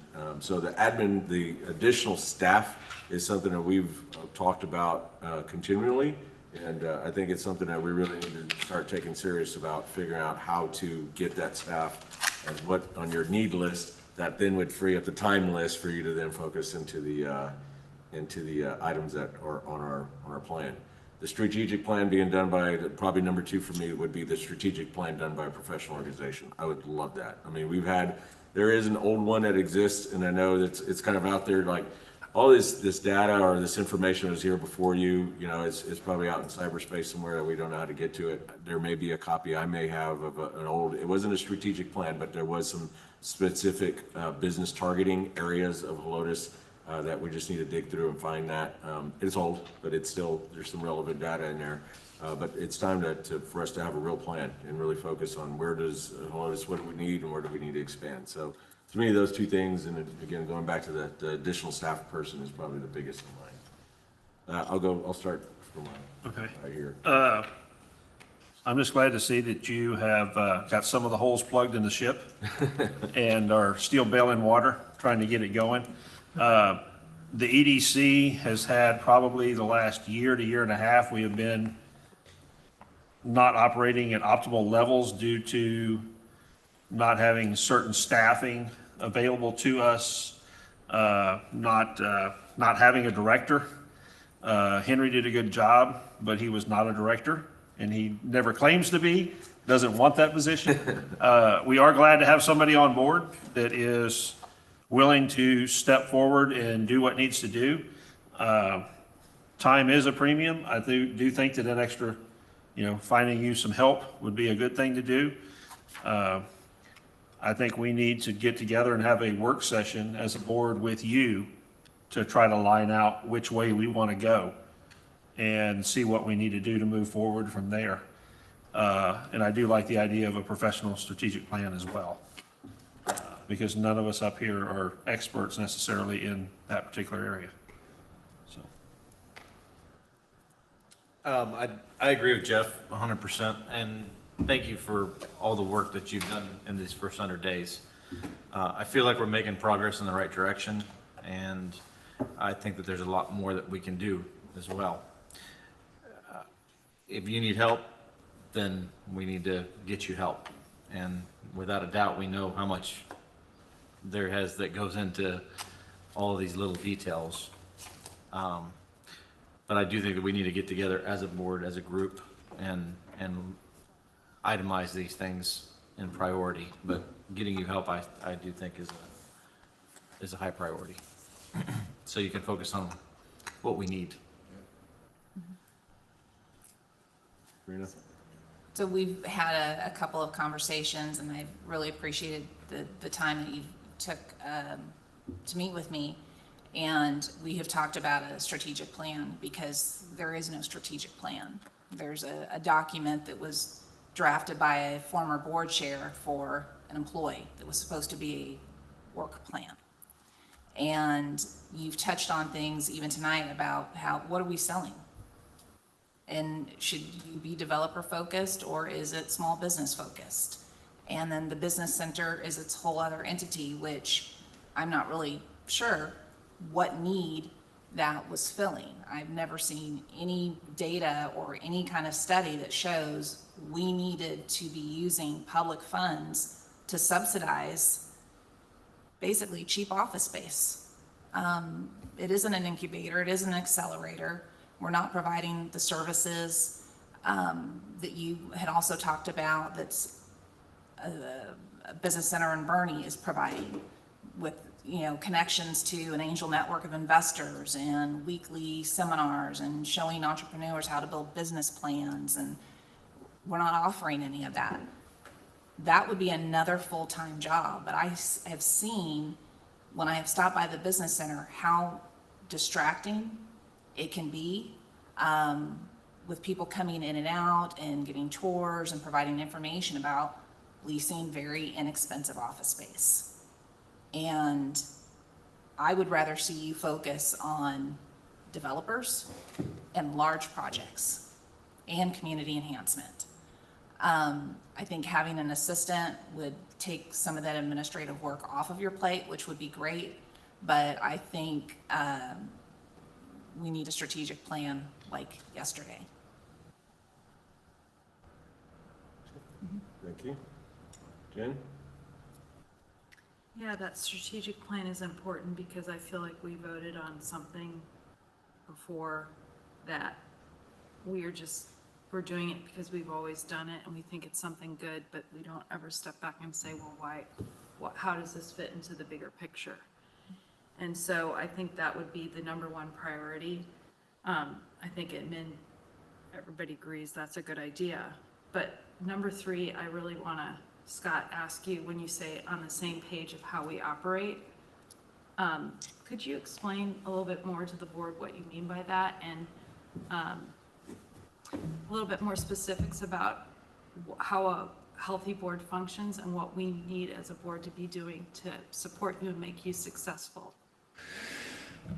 Yeah, I think it's just us all marching to the same beat and understanding you all, whether you're stopping in or not, know what I'm doing and you know that it is meeting the goals of this organization. Or if I'm seeing you once a week or twice or 3 times a week, you are still knowing what I'm doing in relation to the mission of this organization and the agreed upon functions of how we want to operate. And so right now, I feel that we have a very incohesive operation. 3 websites that all 3 really I don't think are very good. A facility that was just completed that I stand here and don't know what it is, and I'm trying to do city business with strangers that I'm not sure why that is enhancing economic development here in Helotes, but I'm doing it because that is what I inherited. And so me knowing what I'm supposed to be doing and what I need to be achieving is a part of that operational foundation, and what our cohesive goals are related to any of those items. And so again, a strategic plan would be a roadmap, not just for me, for this whole group, as well as our city council for the next 3 to 5 years of us being on those cohesive goals. And if where the EDC offices are now, if it isn't what you all may have thought it was going to be, then let's make it what we want it to be, so that I know how much time I have to allocate to it and how much of a person, if I do hire another person, they may be involved in it, so that then I know how much I can do other things, business attraction, retention, etc. And so those are really the things of what I'm speaking about. Is there an operational foundation for me to be able to do this? Because it's all incohesive and coming to a choke point to one person. And I can't operate that way. Yeah, it's not, I'm not going to be able to take the dysfunction and move it along. We need to have a clear strategy, and I need to know what I'm supposed to be doing and be able to allocate the resources. We are an organization that has the resources to be able to have an operational foundation that can go and achieve the goals that we want to achieve. We should not be putting that all just down to one person and say, hey, go figure all this out and make it work, and then once a month come tell me about it. So that's, I don't know if I'm answering your question, but I'm just off the top of my head giving you how I think of it. So that's helpful context, because I guess what I would just say to my fellow directors, who I personally have enjoyed being on the board with and like very much, I think we need to ask ourselves, myself included, are we open to change? Are we willing to embrace change? And are we willing to get in and do the hard work and support Scott and be a working board? This is not easy. We're volunteers. Just ask my husband. I have my gripes about all the hours I spend on city council and research. And I have to kind of get my attitude straight that it's not about me, Jen, it's not about you. You are here to serve. And I see it as a board as our responsibility to give Scott all the support he needs to be successful in his job. And if anyone on this board is not able to do that because of other commitments, family, whatever, and can't be here on a regular basis to attend, can't make commitments to Scott and follow through on them, myself included, I'm asking myself these questions too, then you should resign from the board. And it's okay, it's okay. We've had other directors resign for health reasons. Another person was having some things going on with their business. It's okay.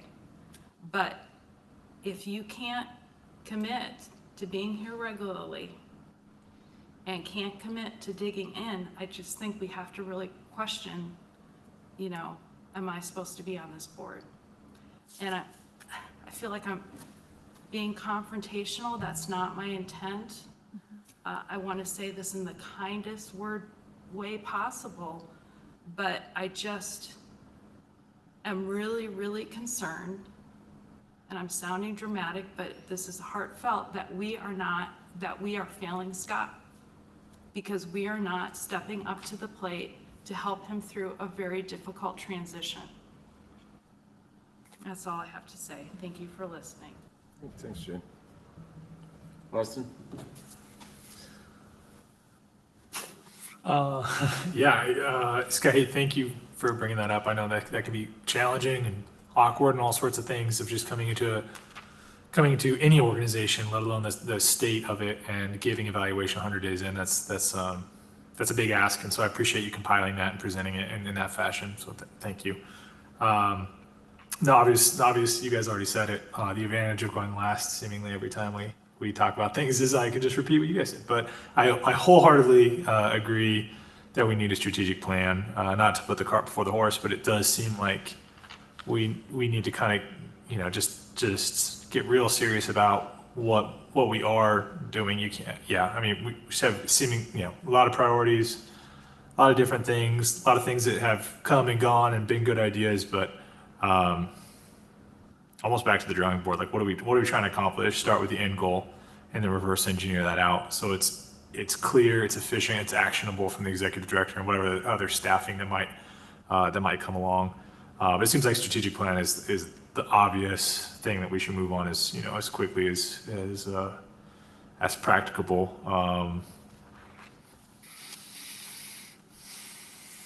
The rest, gosh, I'm trying to comment on everything. I think if we could just define the one, this is like a tangible goal we'd like to see by June 18th, 2026. And then what do we need to do to make that happen? and then just, again, kind of just reverse engineer that out into actionable, clear steps so everybody on the board and then on staffing can take. I mean, I think that's the only way to actually to make progress to this point. Otherwise, you have so many irons in the fire, and it's confusing. It's confusing for me, so I can imagine how confusing it is for probably everybody. And it's very hard to make progress when there's hesitation, specifically centered around confusion or lack of clarity of purpose. So I'm just rambling at this point. It's good ramble though. To pivot off of something you just said, you had a date. I think one of the things that we could do to be most helpful to you right now is setting a timeline to some of these projects that have sort of lingered. I feel like this board has all of these committees, and yet meeting after meeting after meeting after meeting, there's no report, no report, no report, didn't meet. I almost feel like, and if I can be candid, the committees are where work goes to die. We're still talking about the park plan and the improvements. That's been going on for years. We know there's an issue with the parking lot. What would it take for the committee that is supposed to be overseeing that work to put a timeline together to start getting some RFPs issued? I'm assuming working with our Public Works Department. Don't really know how all of that works, but maybe we could start putting schedules to some of these projects, because if we don't start putting dates to any of them, nothing changes, nothing happens. And we just keep talking about it, meeting after meeting after meeting. We're budgeted for these projects, we have the money, but we don't take the next step. We don't start putting together a timeline and what resources are we gonna need and what city departments are we gonna need to collaborate with. And maybe if we started doing some of that, as opposed to expecting you to do all of it, that would be a way of us adding some value to the work you're trying to do. You know, the last, I'm sorry, you seem like you were. I appreciate that, and I think you're right. And as I sit and speak about the business center, there's a building committee, or I'm not sure, building evaluation committee or something to that effect. And I just went through. I'm not in a complete facility yet, and so I think the assistance of at least that committee would have been beneficial to me, to help get blinds up and a sign up and all the finish out that still is ongoing there. So I'm just saying that as an example of I agree with you and how that's formed and how that works.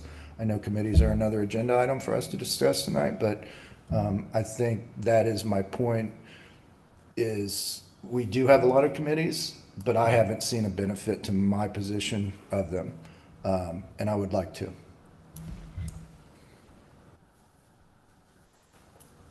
Very good.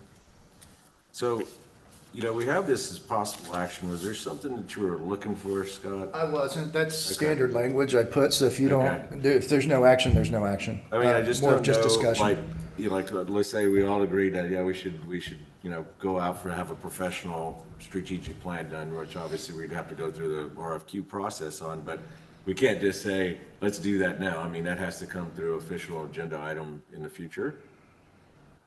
Correct? There's direction that can be given to investigate the opportunity and those type of things. And I think that's easy. I think that our executive director, based on the feedback that's already been given by each of you, I think that he probably has gleaned that.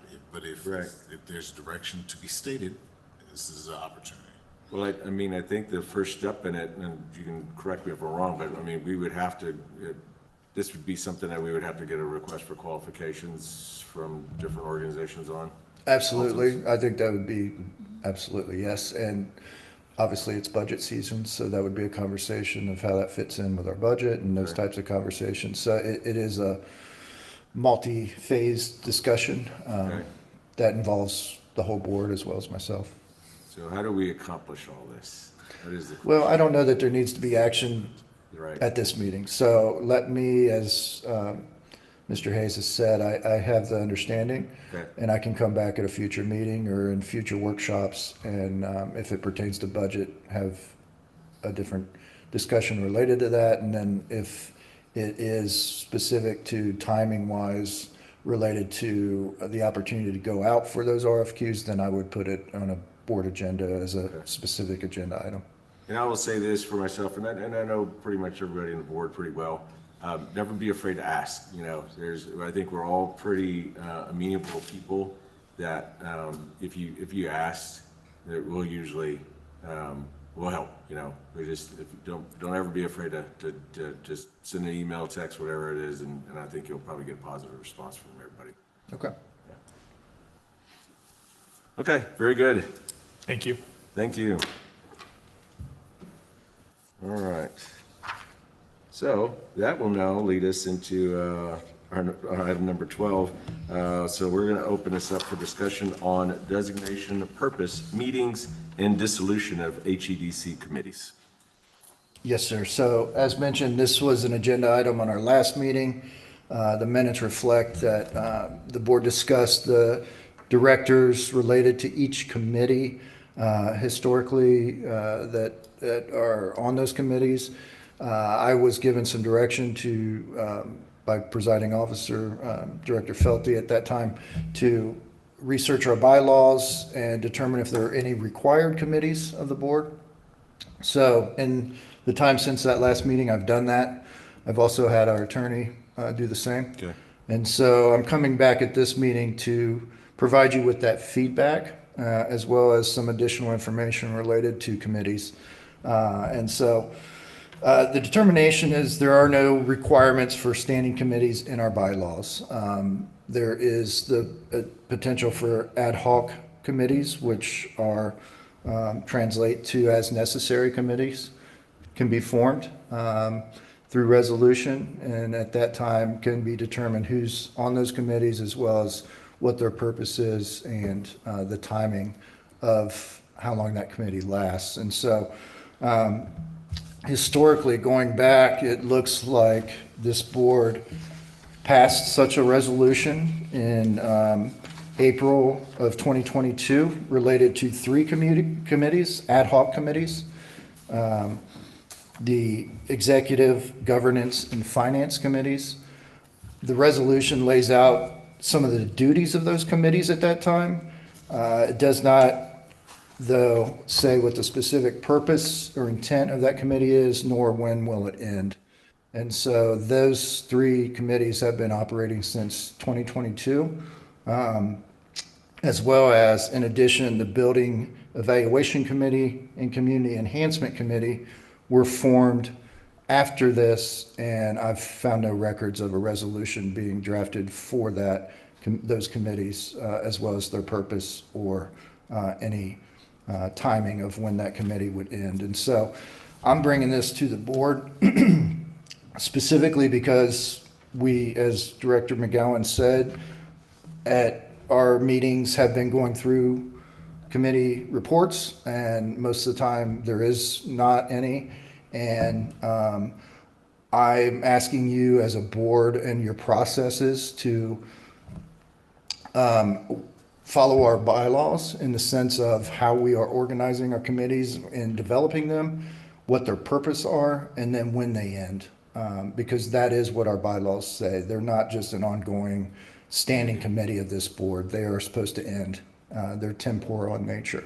In addition, the bylaws state that the committees need to adhere to the Open Meetings Act. And so take minutes and adhere to any meeting requirements of the Open Meetings Act. And so those specifically are stated in our bylaws, which I've provided that section in your board packet. And so I'm bringing this back to you all to discuss in the sense that we've created 3 ad hoc committees, 2 additional committees that are ad hoc without resolution, and have treated them as standing committees. And I would like this board to discuss how to address that and how to move forward and what next steps are with those committees. Okay. Jeff? Scott, what's your opinion on what committees we should have? Well, I think, again, the term ad hoc is as necessary. I think as we get into a strategic plan, we may need some sort of strategic committee or advisory committee related to that. I think coming out of a strategic plan, you may need some sort of marketing committee that could assist with the enhancement of our marketing capabilities. Our finance are handled by city finance director, so I'm not real sure what the functions of our finance committee outside of reviewing our documents is on an ongoing basis. Executive committee, is important, but if I'm having a one-on-one conversation with my president, vice president, secretary, that can be sufficient as opposed to a committee unless there are urgent matters that need a committee formed of those three. And then I think that would be necessary, but at this point, I don't know what that situation would be. Governance committee, I'm not real sure what they've provided to the board. The community enhancement and building evaluations, I'm not real sure either. So in my view, again, it's an ongoing as-needed basis of how do we move something along? We're talking about the park. Is a community enhancement committee the right committee to move that along, or is it something different? I don't know. I don't have that history to understand it. But those types of projects that are longer term in the sense of multiple months would help me as staff communicate with certain board members to then, communicate to the broader board on those aspects of whatever we're addressing. And so off the top of my head, I think a strategic plan would have some sort of committee that would help move that along. I think marketing is a huge component of economic development, and I don't know that we have really done that very well outside of Helotes, and I don't know how much we've really done in Helotes in certain aspects, but I think a committee at some point related to that would be beneficial. But I think timing is and need are the main factors of those. And again, it's understanding what those needs are so that we can say, hey, this is something that can't come at once a month. We need to have 2-3 board members that are working with our staff on a weekly basis so that we can move this along. Those are the types of scenarios that I see committees being needed. I don't know. I mean, if this board feels there is the need for standing committees, there's always your discussion and opportunity to amend the bylaws if you all feel there are standing committees needed. And obviously, there's a whole process to that, but that's a discussion that you all can undertake.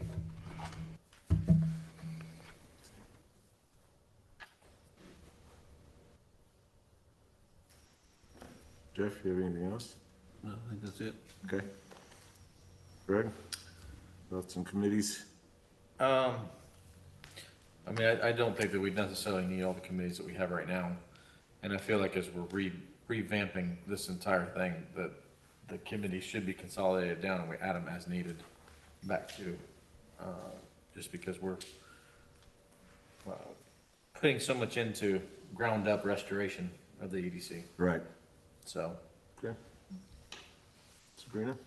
I was just curious, I've never seen an executive governance and finance committee be ad hoc. Those are generally standing committees, but on boards with probably 20 or more people. I think this is way too small of a board to have individual committees. You just need individual people or 2 people to support Scott's work on a particular project. I don't think it needs to be a committee unless those individuals are going to post their meetings and take minutes and make them publicly available. And that has not happened. So I don't see that really happening in the future, and I don't think there's a need. As far as the strategic plan, when we move forward with that, that steering committee would go way beyond this board.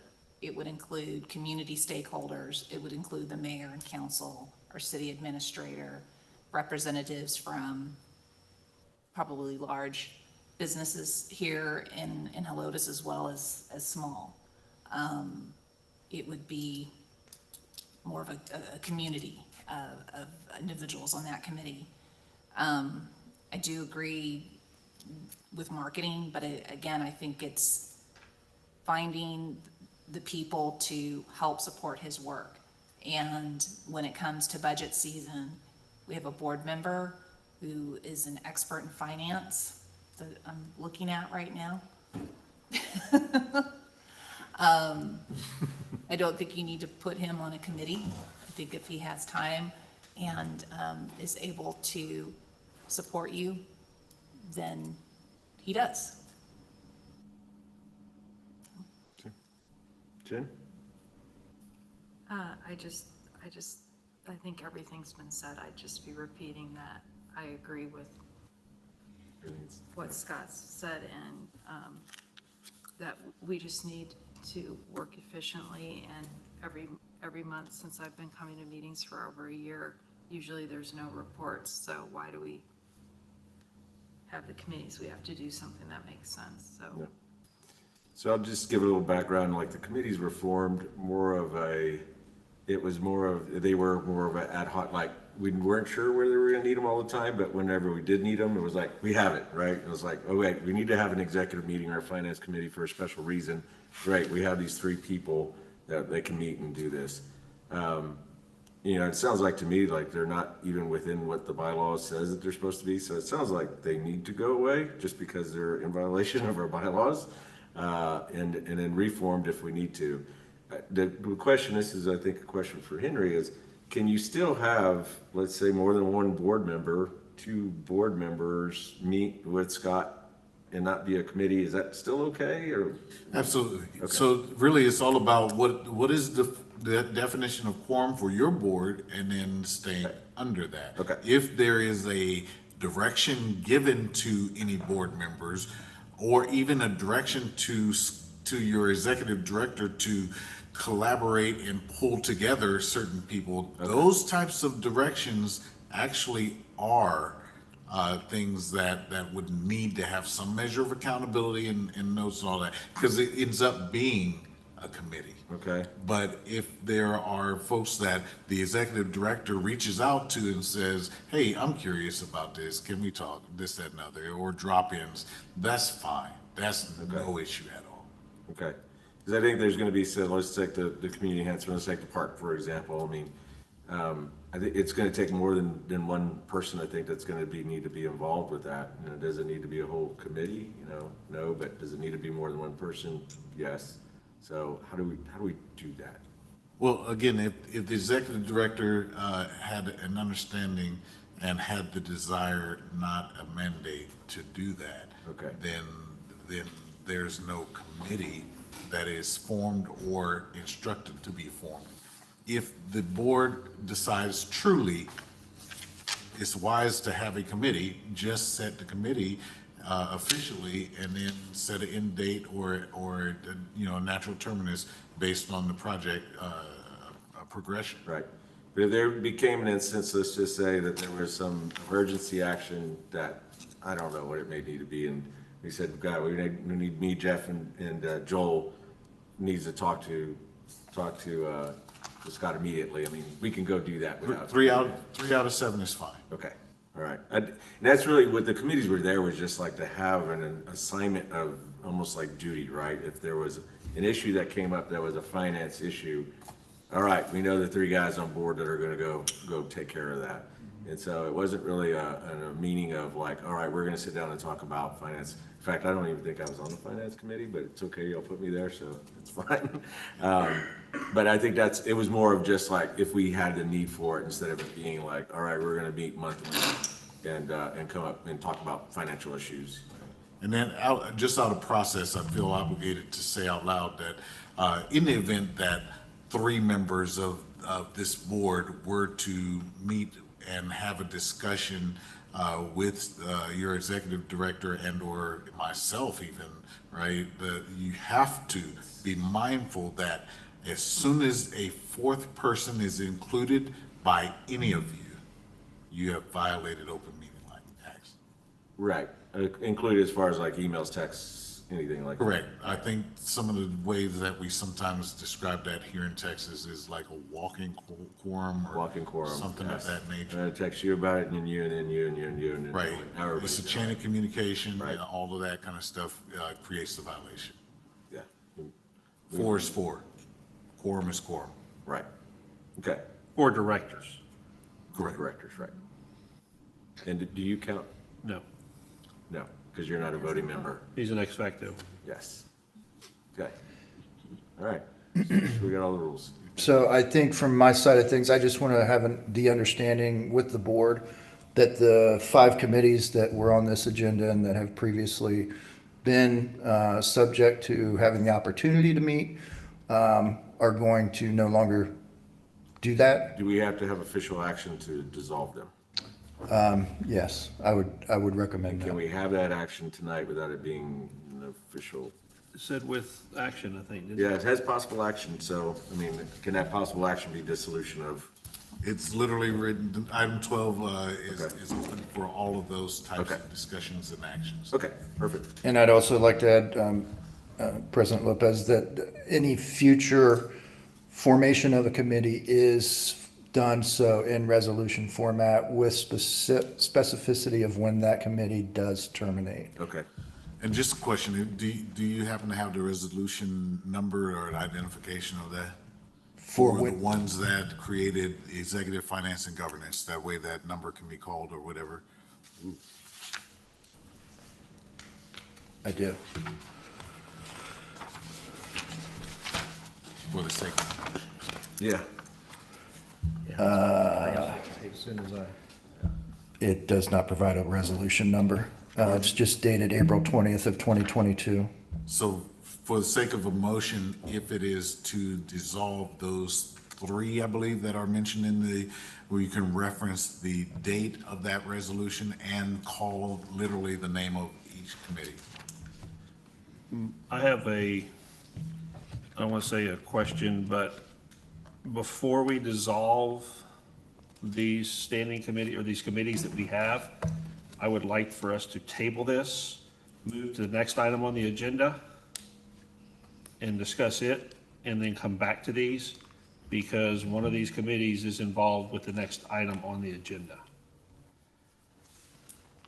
And you can always go back to an agenda item as long as you have not completed action on it, if you want to press pause, so to speak.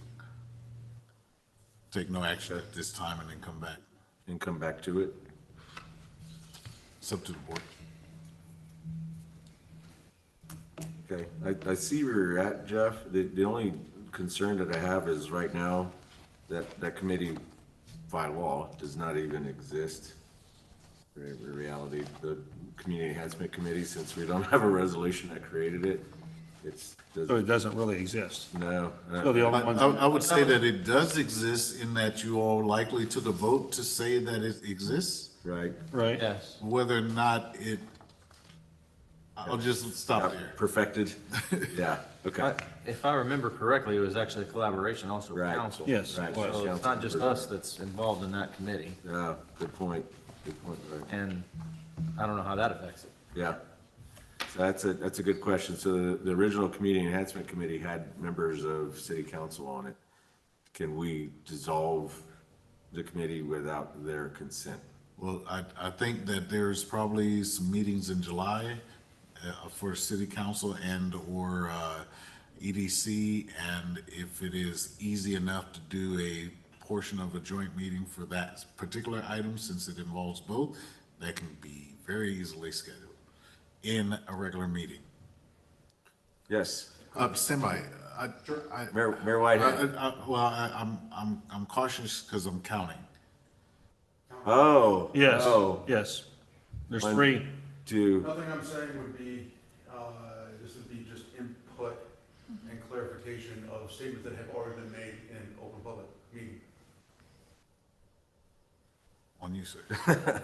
Yes, the chair recognizes Mayor Whitehead for just clarification. Certainly. If you remember when the joint committee was created for the purpose of parks, it was really committed, it was obtained for a purpose for reviewing, assessing, and selecting the consulting firm. It really kind of had a specified purpose, even though it wasn't listed with a specific ending date. Its purpose had It been was, concluded. it was to pick a consultant group, and since we did that, it's technically It done. finished its stated purpose, so it was never really officially dissolved, but it had completed its purpose, and so therefore it was kind of Right. Disbanded. it disbanded, so Right. I don't see that there would be a violation, and Yeah, I thank you for that. That actually helps me a lot. And what I would say is on that, since the task is completed, I would have great confidence that if this board made a motion contingent on the action of the city council in whatever future meeting to concur, then that thing goes away at that point. But both parties have to be in concurrence. The tricky part of that is one of the city council members is now one of our board members, so that would mean they would, I understand, but if it was a joint, if it was a Right. joint action, then both parties involved in the joint action must have an outcome of determining what the future of that is. So, an example, if the board was inclined to no longer participate in that community enhancement because of the selection of the consultant has been done, there is no action according to the vote that was taken to create it. Now, this committee or this board, if they said, yep, we're done with that, pending city council outcome on the same matter. And that could easily be put on the next available agenda. I yield. one further point of clarification from our attorney, because this was a conversation that was, a question that was asked. With two council people on your board, no matter what they decide on action of this committee, it does not constitute a quorum for city council. So therefore, they are free to make whatever decision based upon anything. It still doesn't constitute a usurping Prediction. of a statement by council. So you are free, and I asked that question specifically of our attorney before we took a look at current staffing of this board, so that we won't run into that problem. So you can operate freely under the premise. Okay, very good. Thank you, Mayor. then I withdraw my tabling discussion. All right, yes, yeah. So this is a heck of a motion. I get where you're going with it, Jeff, but I don't think it really matters at this point. Gotcha. So really, this is just gonna be one big motion that's gonna describe the dissolution of these committees, 3 of them being on a certain date, and one of them being due to completion of the task with, dependent upon concurrence with city council. And then the building evaluation committee is the only one that's left out there. It's another one that was created by us, does not involve council, so we have the ability just to dissolve that altogether. It doesn't have a date though associated with it, so it's that wire. Now, I know, Jeff, you specifically, in your previous presentation, you were looking for some more support from the building evaluation committee in dealing with the building. Or is this still, I know that it doesn't exist, or doesn't officially, since doesn't have a time frame on it, but I guess you're still gonna feel comfortable having certain individuals that you'll be able to reach out to. I do. Yeah, I don't think it's necessary at this point. Very good. All right. Who's the master of motions? I move that we dissolve the Executive, Finance, and Government Committee that were created in the resolution, that we end the Community Enhancement Committee due to the fact that we have selected the company that did the evaluation, and that we eliminate the Building Evaluation Committee because it is no longer needed. The only thing I would add to that is that the community enhancement depended upon concurrence. Dependent upon the city. We disband it on our side contingent of the city council disbanding it on their side as well. Okay. Very good. Is that okay? And we're good? Don't All have right. to have dates. Yeah, I know, was that, Mr. Hardwick, what was the date for the resolution? Was it April? 2022. April 20th, 2022. Okay. Per, the three of the resolution as stated on April 20th, 2022. Okay. April of 2022? April 20th, 2022. Understood, thank you. Yes. Okay. All right. Second? All those in favor say aye. Aye. Those opposed say nay. Motion passes. All right, so now, this will be good, this is good information for us to move forward when we do form new committees, because there will be times that we will need ad hoc. We just need to make sure that we're putting a time expiration. Can it also be kind of like how the community enhancement was, where it's not a time expiration, but a task dependent expiration? At the completion of a task? Yes. I believe so, yes. Okay, good to know. All right, so we'll move on to discussion on the Helotes Fitness Park and Disc Golf Course, status of the master plan being prepared by Burdett Consultants LLC, and budget implications for improvements to be considered. Yes, sir. So directors, I've included this agenda item to receive your feedback and have listened to your discussion related to the fitness park and the master plan. This is something, as you are all aware, this board engaged Burdett Consultants last year, 2024, to develop a master plan. I've included the SOW related to that engagement. I've also included their timeline of certain tasks, their task schedule related to their SOW, which appeared they were to wrap up at the end of last year. I also provided their drafting of their master plan and priorities document or diagram of the park with the estimates of some costs related to various projects. And then I did include also some minutes from the last board discussion related to the park and the master plan of November 20th, 2024. And so I'm bringing this to you to understand, as your executive director, where this stands.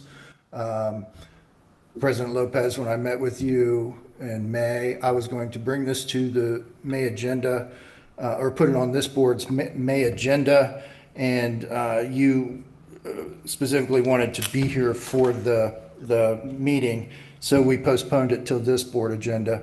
And at that time, you were discussing a broader meeting with Burdett, Public Works, and potentially some other stakeholders in that conversation. And so I've put it on the agenda.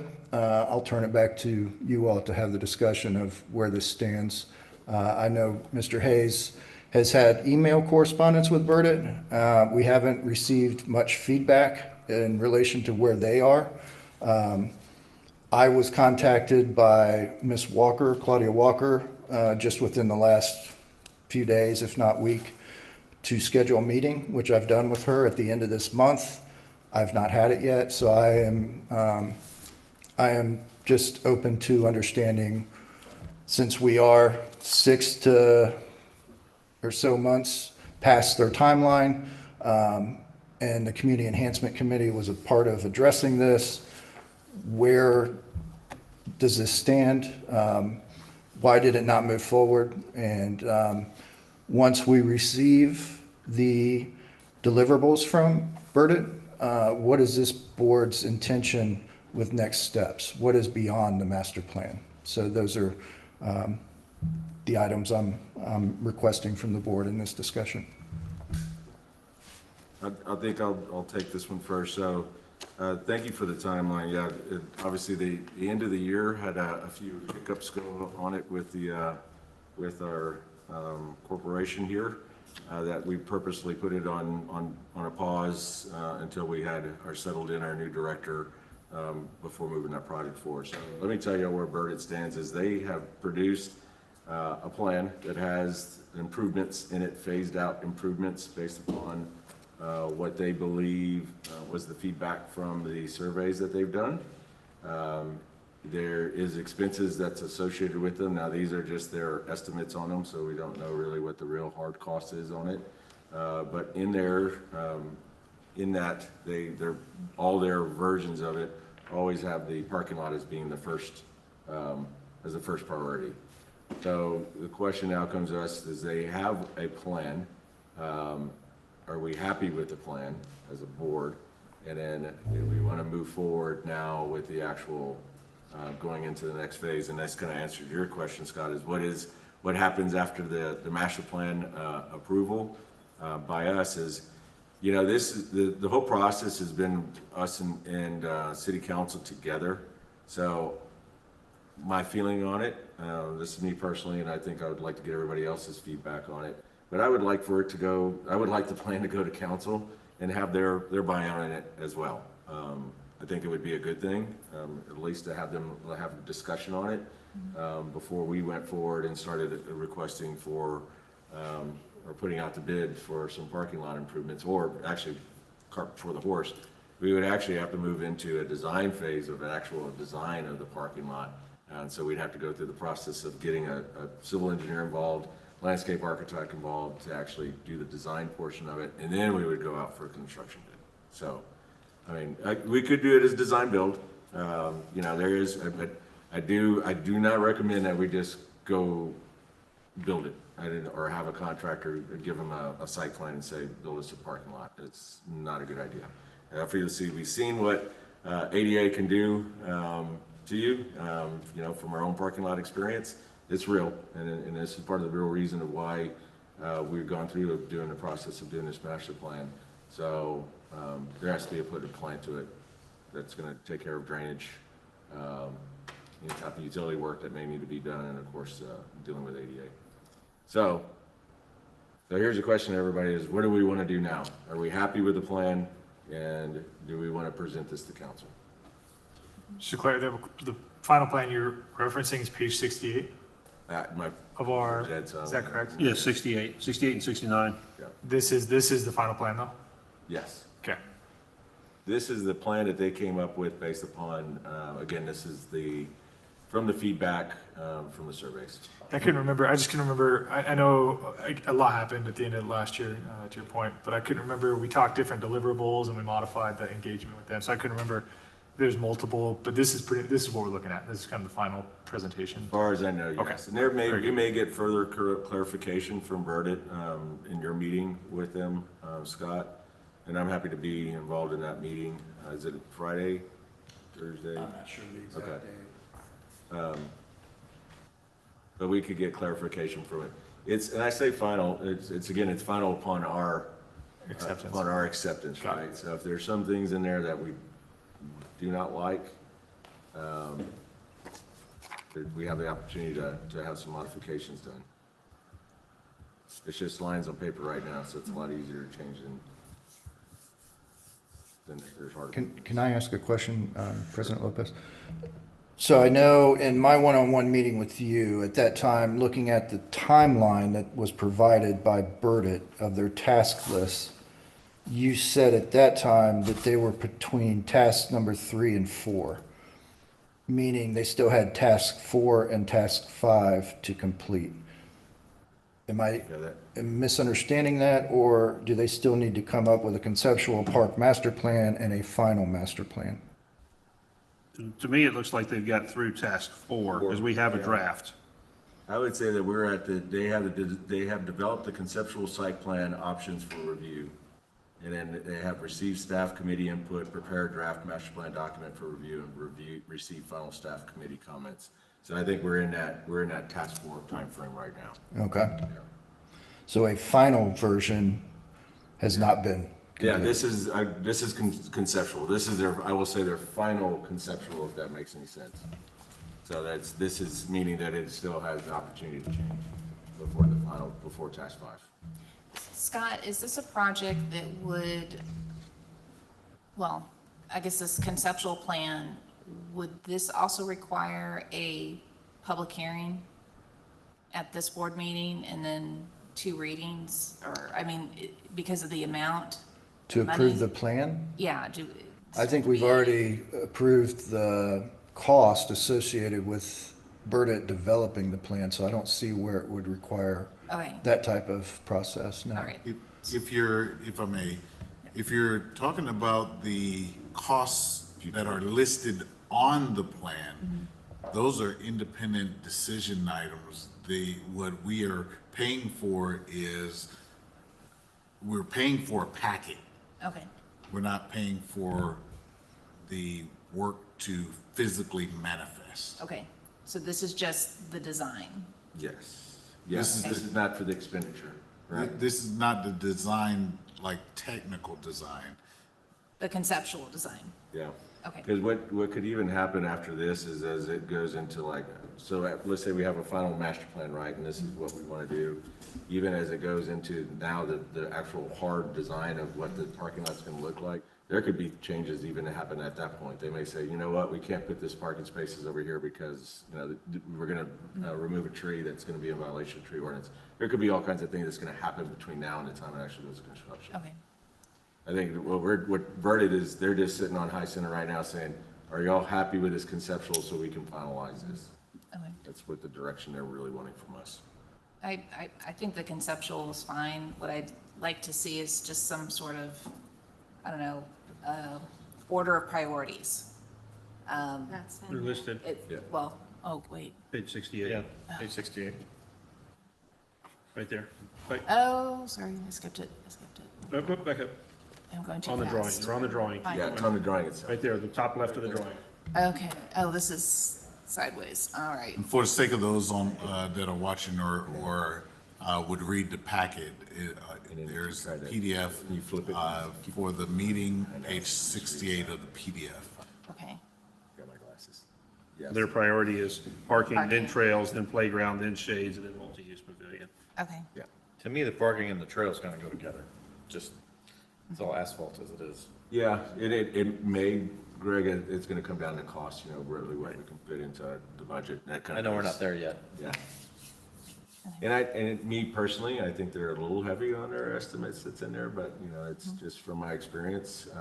And I will say, as being a consultant in my former life, that consultants always go heavy on their estimates because you do not want to be the low bid. Part of my big concern is the drainage. I mean, just Yeah. with the rain that we had the other day, I mean, Yeah.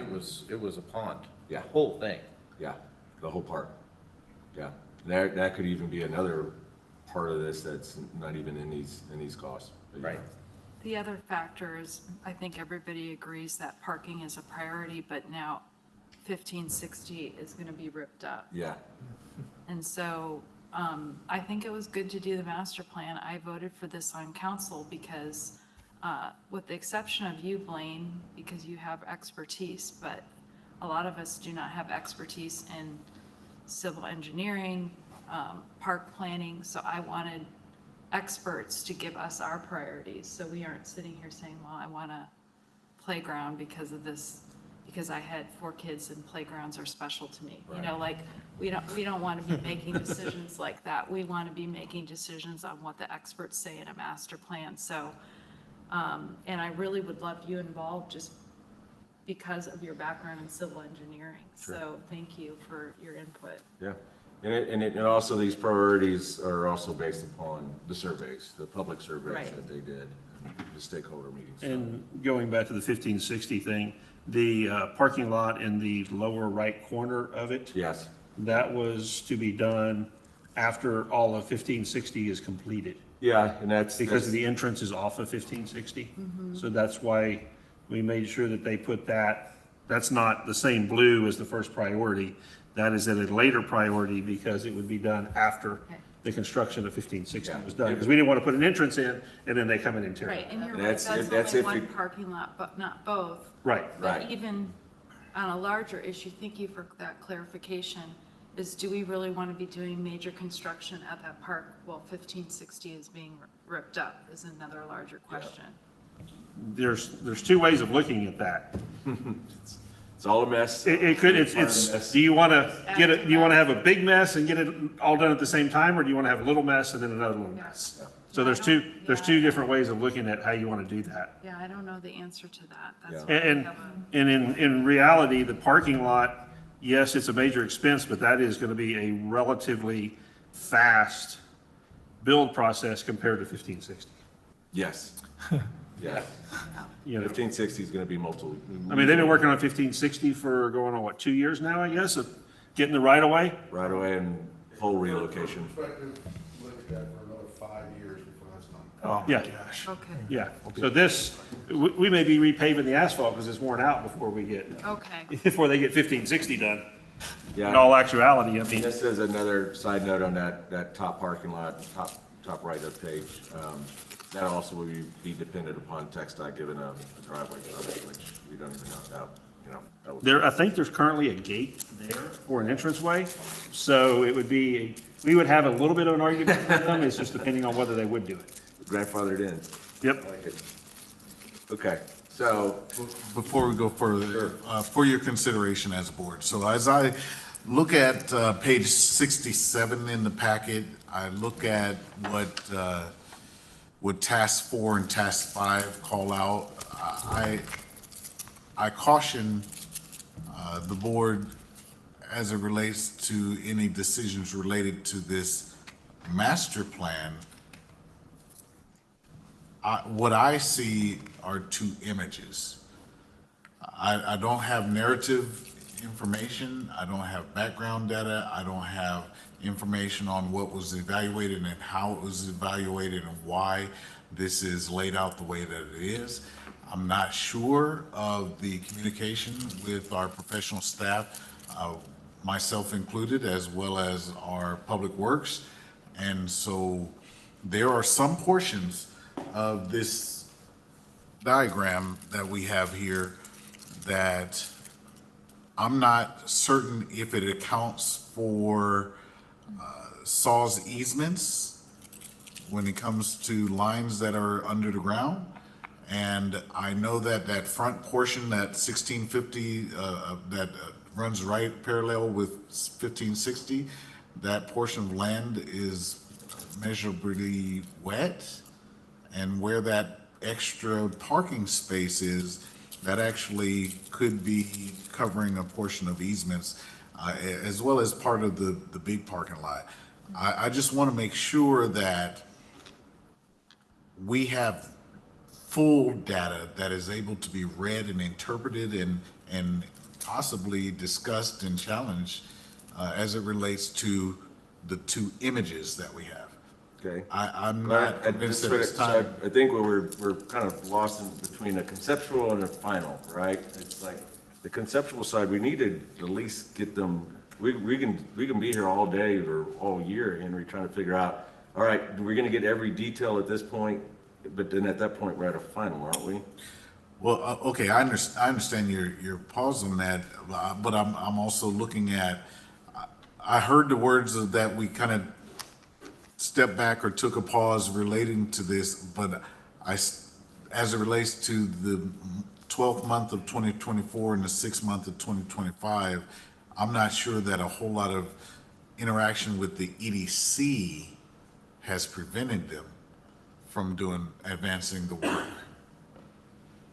Meaning why we don't have more data in a narrative form.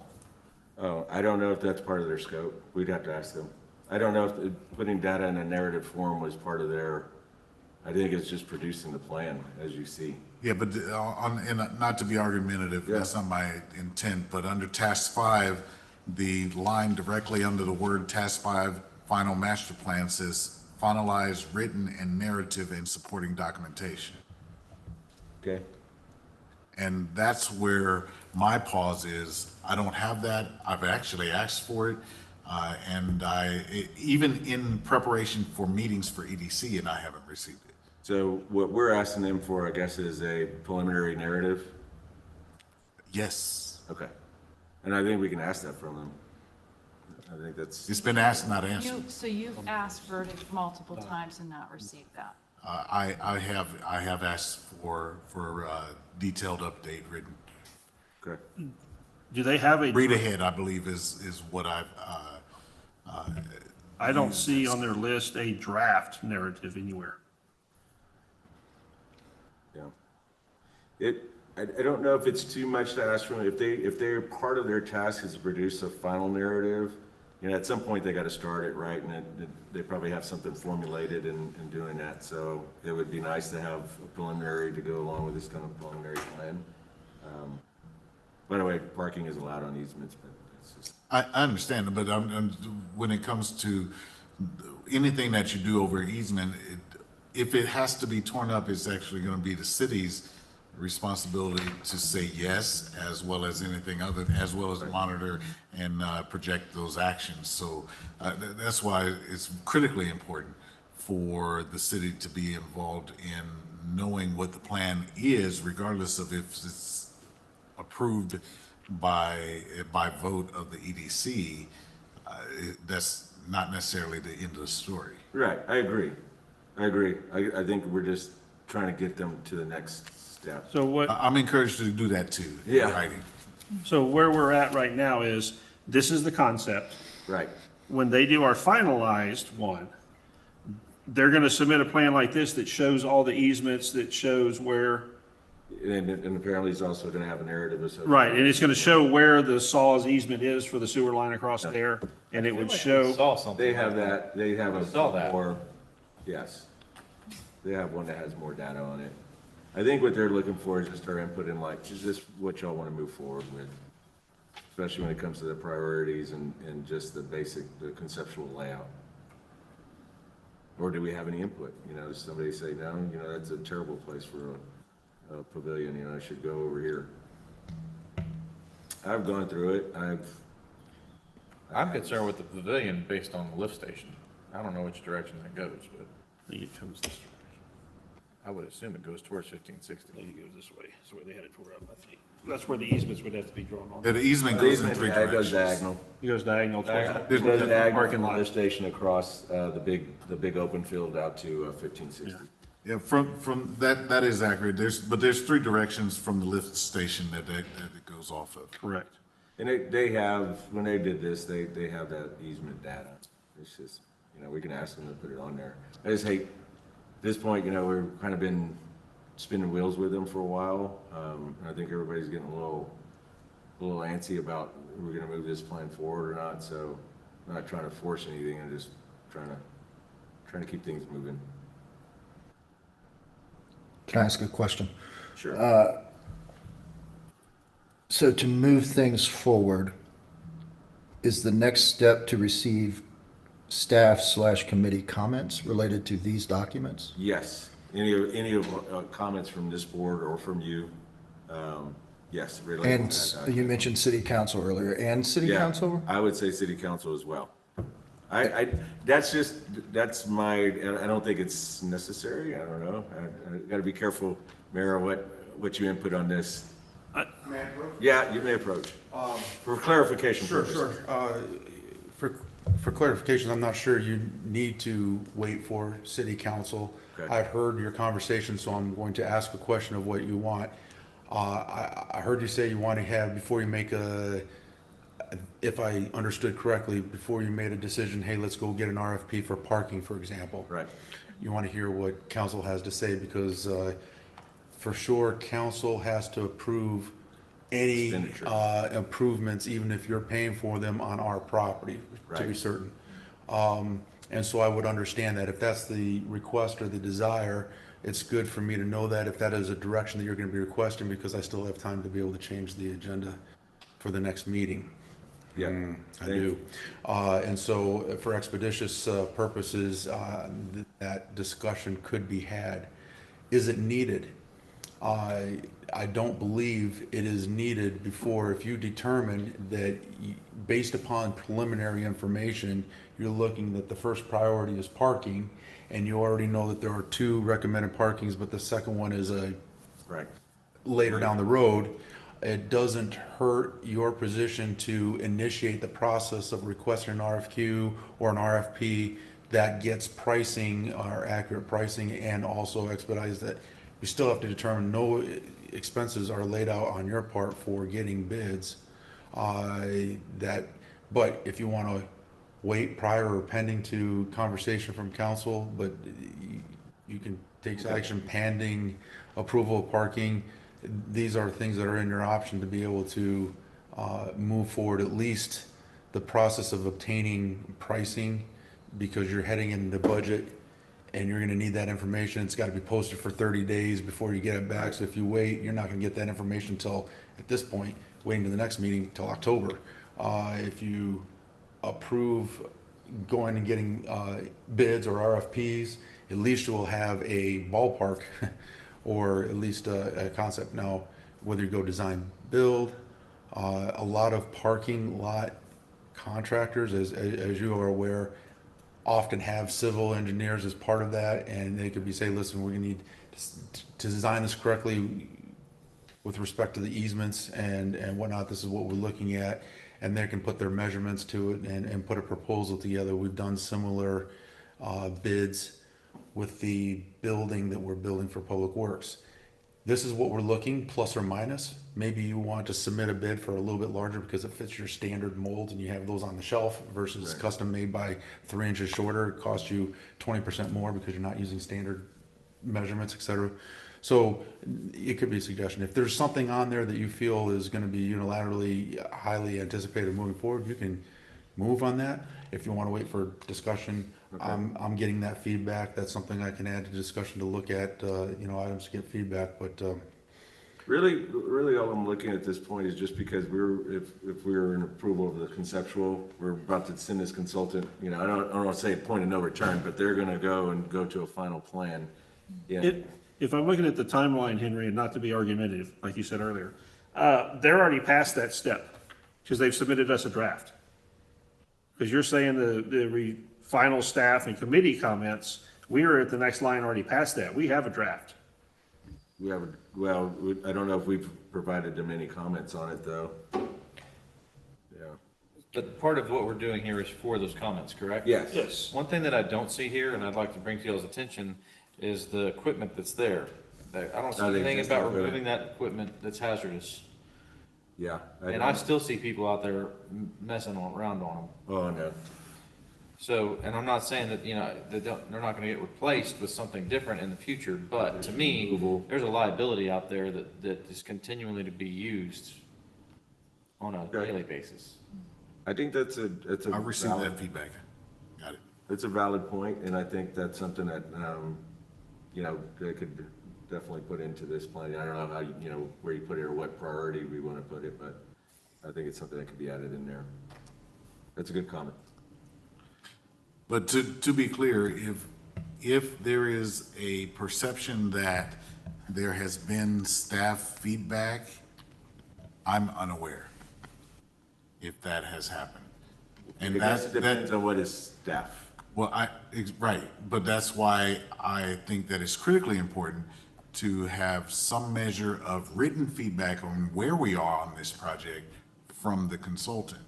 I don't think that's an extra step. How can we have, if we had a description of where we are, other than the 2 images, we wouldn't be guessing on where exactly we are. Okay.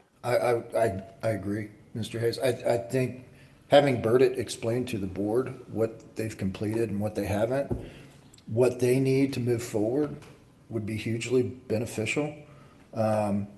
Because I look in step 4, there's 2 sections there for staff committee input or comments. I don't know if that has or has not been done, and this is that draft park master plan at the end of task 4.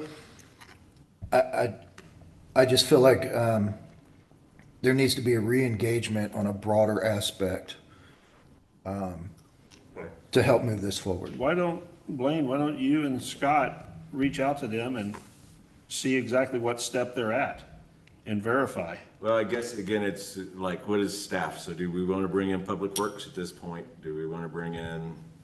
Right, I know that there's a meeting that you have set up to meet with a representative from Burdett, is that correct? I have, it's not next week. I want to say it's the last week of June. and I don't remember what day. Right. She's actually coming in person, so if any board member lower than a quorum would like to attend, I think we can do that, as well as Public Works, if that works. But I'm just trying to get an update from her. I certainly wouldn't be providing her any comments. I concur. We're 6 months behind on this because, those deadlines fell right in the chaos time and under our interim, and it's, partially our fault that we didn't move forward because our interim was treading water to try to keep us going day to day. And, it's not gonna hurt to have that meeting, definitely get some information, find out exactly what step we are, and maybe come back next month and say, this is where we're at, this is the final draft. Okay. And then if we're good at it, let's move, we look at doing actions next month on it. And If I may, I apologize for interrupting, but the interim director as well as the city administrator could not get data. Okay. Well, I think getting them in person is always a good thing. So let's have the in-person meeting and then just come back in July. Yep. Okay. I mean, the reality is, what's going to be very difficult in all this is going to be able to specifically put within the budget of how much money we're going to need to complete priority one by budget time. It's going to be tight, it's just going out and getting bids and just thinking about the timing of all that. So, there's probably going to be a number that we're going to put in there that's going to have to be somewhat of a placeholder, and we're going to see if we're going to true it up with whenever we get to that point. Okay. Can we do some preliminary on that? I mean, can we start getting a list of at least people to bid it or something to that effect? It depends, Greg, like how much information we're gonna get them. Like, let's say do we even know what thickness of base and what thickness of asphalt do we wanna put in that parking lot? Well, we usually have a geotechnical engineer go do a soil study, right? And they cook the dirt and they tell you what the proctor is, and then they tell you what the pavement design is. All that's just time, so those are gonna be questions. We can make up something like 8 inches base, 2 inches asphalt and bid that, but it may end up being different, at the end of the day. We can get in ballpark. That's what, I feel like we need to have like a Yeah, decently feasible number to work off of for a budget. and we can work with Burt, and they can give us at least what a square footage or square yardage on the amount of pavement, and as far as that goes. But what we don't know is is there gonna be any special drainage requirements that are gonna come up? There's gonna be something that's gonna be necessary for ADA purposes that, we're not looking at. There's gonna be handrails that pop up somewhere because of the grades, I don't know. Watershed. Yeah, there's just all kinds of things there's hidden demons. When I first got into doing this type of stuff, I was like, it's just a parking lot, you just go out and put asphalt down. Yeah, it's when you end up with problems, so. Yeah, there's a little bit more detail going on. Can I ask a question? We can certainly meet and bring this back to the board in July. Say they wrap up the final master plan, maybe August. We've put a placeholder budget-wise for some funds. Not being involved with this process historically in my role, what was the intent of this master plan? Was it to follow every single recommendation that they put in their final master plan? Or are we looking to operate outside of it? So the plan, we want to follow the plan. The question will really come down to is, can we afford to follow the plan? That's really what it's going to come down to, is as we go through this and say, okay, yes, the parking lot can fit within what our budget has. But We then said this may be a multi-year project. Yes, yeah, this is definitely not. Definitely, it's not gonna be all in 1 year. So when we discussed it, it was like, okay, this year we can afford parking lot. So that's priority one, we're gonna do that. Next year, we may be able to knock out 2, 3, and 4 on the list. And then that was the original plan, just based on cost. Right. Because, just with their rough numbers, there's no way we could afford that in 1 year. Yeah, well, I mean, and there's so many variables. Let's take that pavilion, is it an open air pavilion, closed in pavilion? What does the roof look like? What is the roof made of? There's so many variables that are in there. This was more of these are the elements that everybody's looking for. Now, what can we what can we afford to put in? Okay. It comes down to. Like you said, he puts the, all right, we're gonna put a pavilion here, now we're gonna do a 50 by 100 pavilion, now we need to figure out what design we're gonna do. Right. And that's where it comes in, different stages down the road. Okay. I also think it's hard when we're not operating with a strategic plan. True on that. It's hard to answer these questions Yeah. when we're,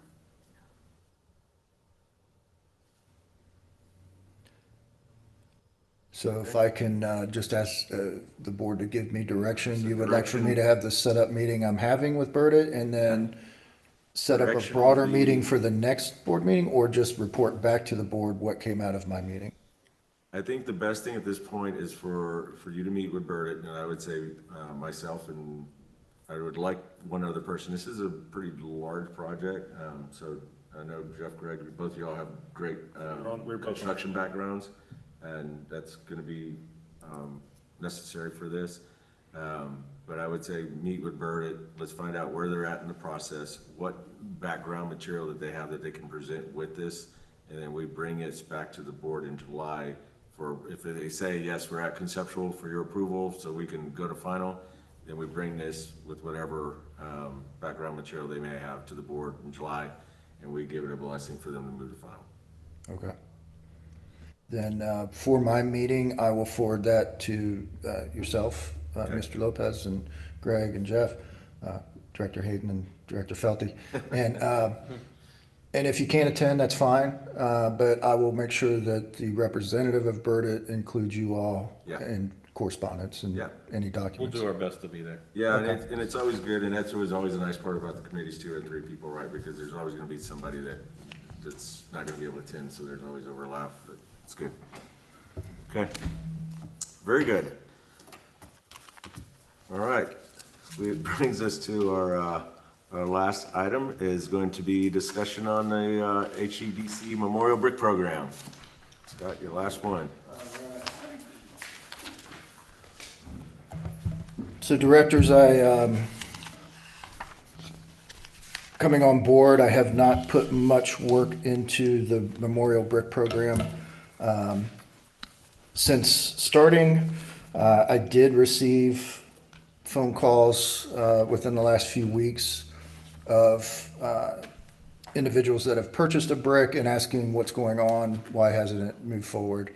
And I've answered those questions to them. I think Mr. Hayes has received similar type of inquiries.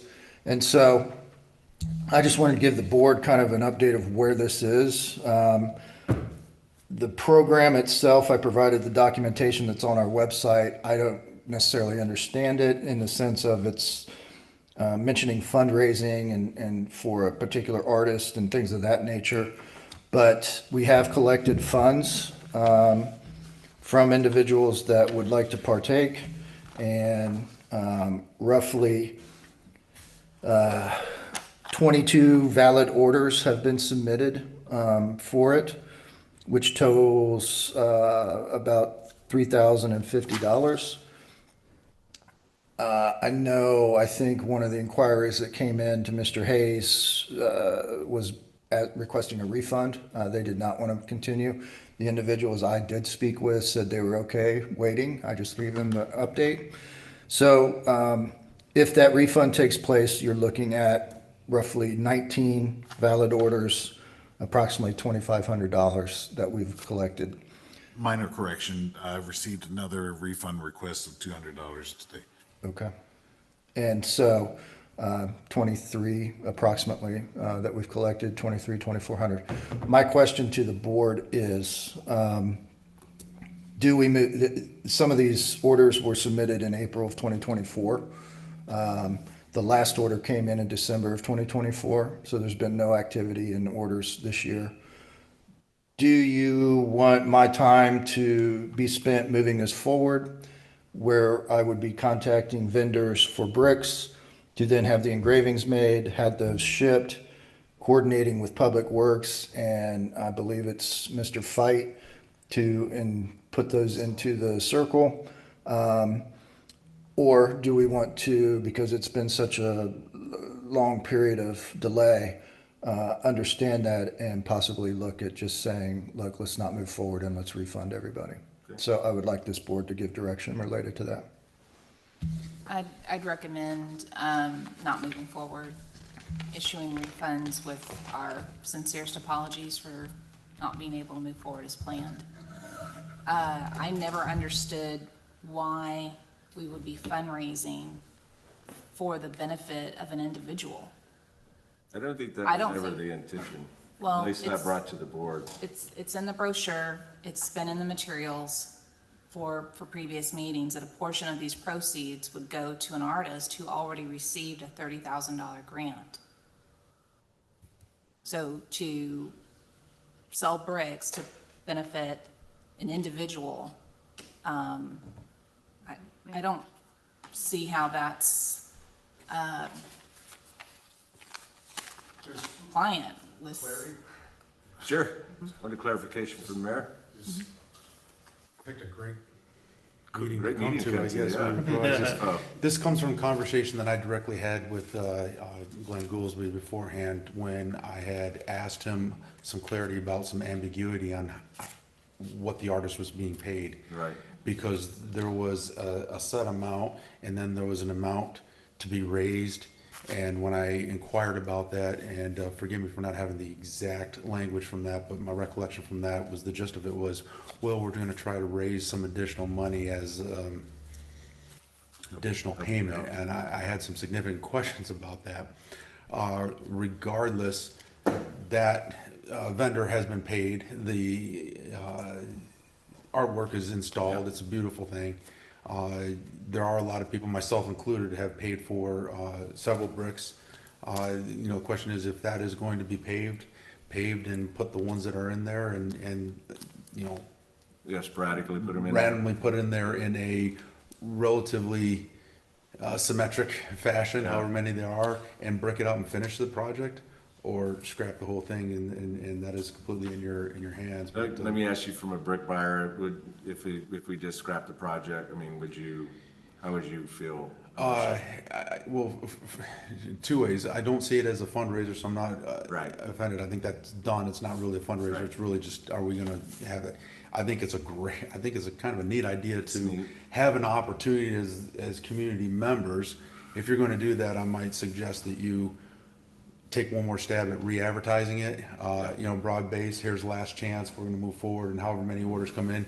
I don't know if there's space, I don't know how many bricks are going there. If there's 600 bricks, okay, great, there's, 600 opportunities, and if there are only 22 left, if only 20 more, or however many it is, well, it's a neat thing to be a part of. I would love to be a part of that and have already paid it.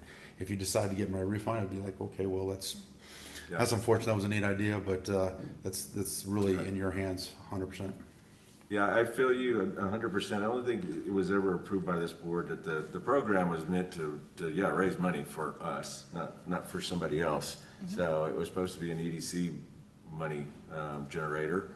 I do think it's neat. I do think it's a cool community thing to have your names on there. And I think the program actually can go beyond just a traffic circle. It can even go out to the outer sections of the sidewalk that are also brick. I think it's something that it goes beyond. I think it's more of a community enhancement thing than it is an economic generator. It's not its purpose. Its purpose is really for community purposes. So I don't know how, though, we rewind this, and say this is not what it's about. I just don't know how to do that. So somehow wires were crossed in what your intent was as a As in- chair yeah. and as the leader, and what was actually put out to the Yeah, 'cause public. that was never brought before the board of, hey, we're gonna spend the money. So I just want to read from the brochure, or from the pamphlet, whatever it is. Proceeds will be used to fund a commissioned sculpture at the traffic circle and other art projects in Helotes. See, I would say I would agree with the other art projects. I think it's a great way to put in funds into our community enhancement for our arts grant program. I think it's a great opportunity to do that. I do not think it should go to the commission. The commission was already done and paid. Is that artist under the impression, though, that there is some sort of incentive linked no or idea. some sort of residual income coming from this? I have no idea. I was not able to glean that, meaning what perception exactly was held by the artist. I made the last payment, for that sculpture, and as it relates to the perception of some portion going towards the artist, I never could gain an understanding of what is that portion? Right. What does that mean? And so I do know that there is one outstanding portion of that sculpture is a placard. Yes. And that's so, outside of her, that's not part of her, that's not part of the commission. Understood and appreciated. I just never gained an understanding of, how this program was to be divided out fiscally. Oh, the brick program. Right, the brick program. Is there any written? There's no Well, contract that I know of. It started, collection of funds started in April of 2024, and my involvement in the program started obviously in late November, all things EDC. But I made contact with a few vendors. I have great confidence in a vendor in Florida. We had some interactions, some assessments on the New Braunfels vendor, the style, type, and quality of bricks and all of those things that are present versus can they be engraved or not? The answer is no, Right. the existing bricks. But there's a whole lot of moving pieces and parts of this. My attention really came deeper into this thing at a ribbon cutting when someone asked me about where's my brick, and I had no clue what they were talking about. So in the grand scheme of things, I don't know how the funds are supposed to be allocated if it's supposed to be a share of proceeds. I don't even know how the dollar amounts were set. Yeah, it was never brought to the board for that. So that was nothing that ever came to us. I do think it's a pretty cool thing, a pretty neat idea. I think we need to scrap this one and issue refunds on all of these as of now, and this maybe look at something that we look at doing in the future. Okay. Give it a year or so, and then when we've got a little more time and get another area, but as of right now, just go ahead and refund this one and give these people back and apologize, sorry, but keep your eyes out because this may happen again sometime down the road.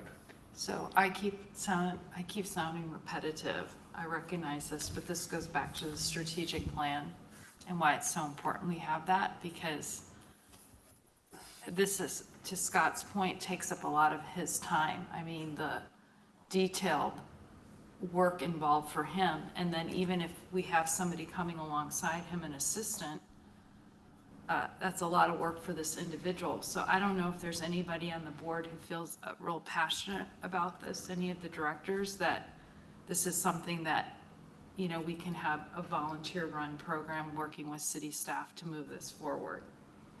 If anybody feels so passionately about it, say, hey, we're in transition, we want to support Scott, I will step up and I will run this. Do all the coordination, contact the vendor. I think that's what we need to do if it moves Project forward, or a volunteer to do it. Yeah. And no, Sabrina, I did not look at you. No. Okay, don't worry. I think though, the program, if continued, would need to be targeted and not just open general and undescribed. And when I say that, proceeds will go to sculpture and other sculptures. What does that mean? I'm very cautious about use of public funds and collections of monies, even when it comes to, let's say, the performance agreement. There was discussions about what a clawback and what percentage and how to set that percentage has to be very, very purposeful. It can't be based on the market or other things just in general when when the performance of what we invest is different than what the total market is. So we have to be careful when we set prices and rates. It should be defendable. I can't explain this as it is in current form.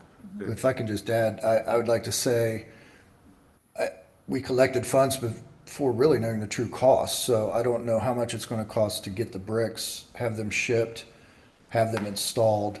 Are we even receiving a net benefit to allocate to anything, if there was anything to allocate it to? So that's part of my concern of, It would be, to that point, it would be a net benefit, but to what excess and why that excess? Yeah. And so that's the thing.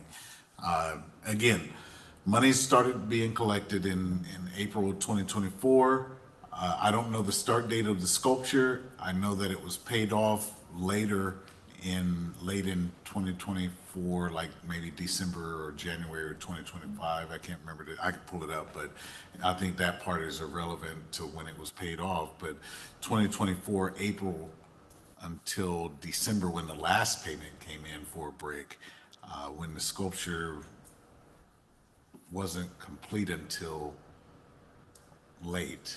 Yeah, it was later in the year, yeah. Yeah, it's hard for me to be able to fully describe this program without adding question marks by the hearer or even myself. Yeah, it's kind of weird, in what's defendable, because what if you went out there and you said, well, I'm gonna charge $1,000 a brick, and somebody says, yeah, I wanna buy 500 of them, did you make a lot of money on it? Yes, I did, but you were willing to pay it, so, and I know that's not we operate different, right, in the world of the private and the public, but Right. I don't think it was made out there to make a ton of money. It was just to be a cool community project. But I am with Jeff.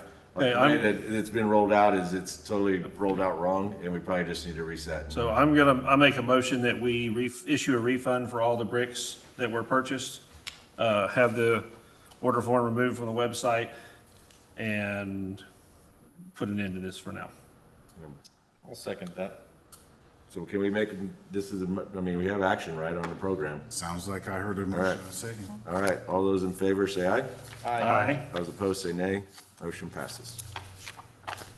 And with that, it is 10:06. We are adjourned. 3 hours.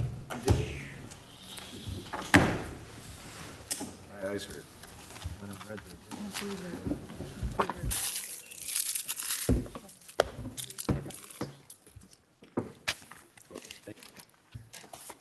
maybe we could coincide.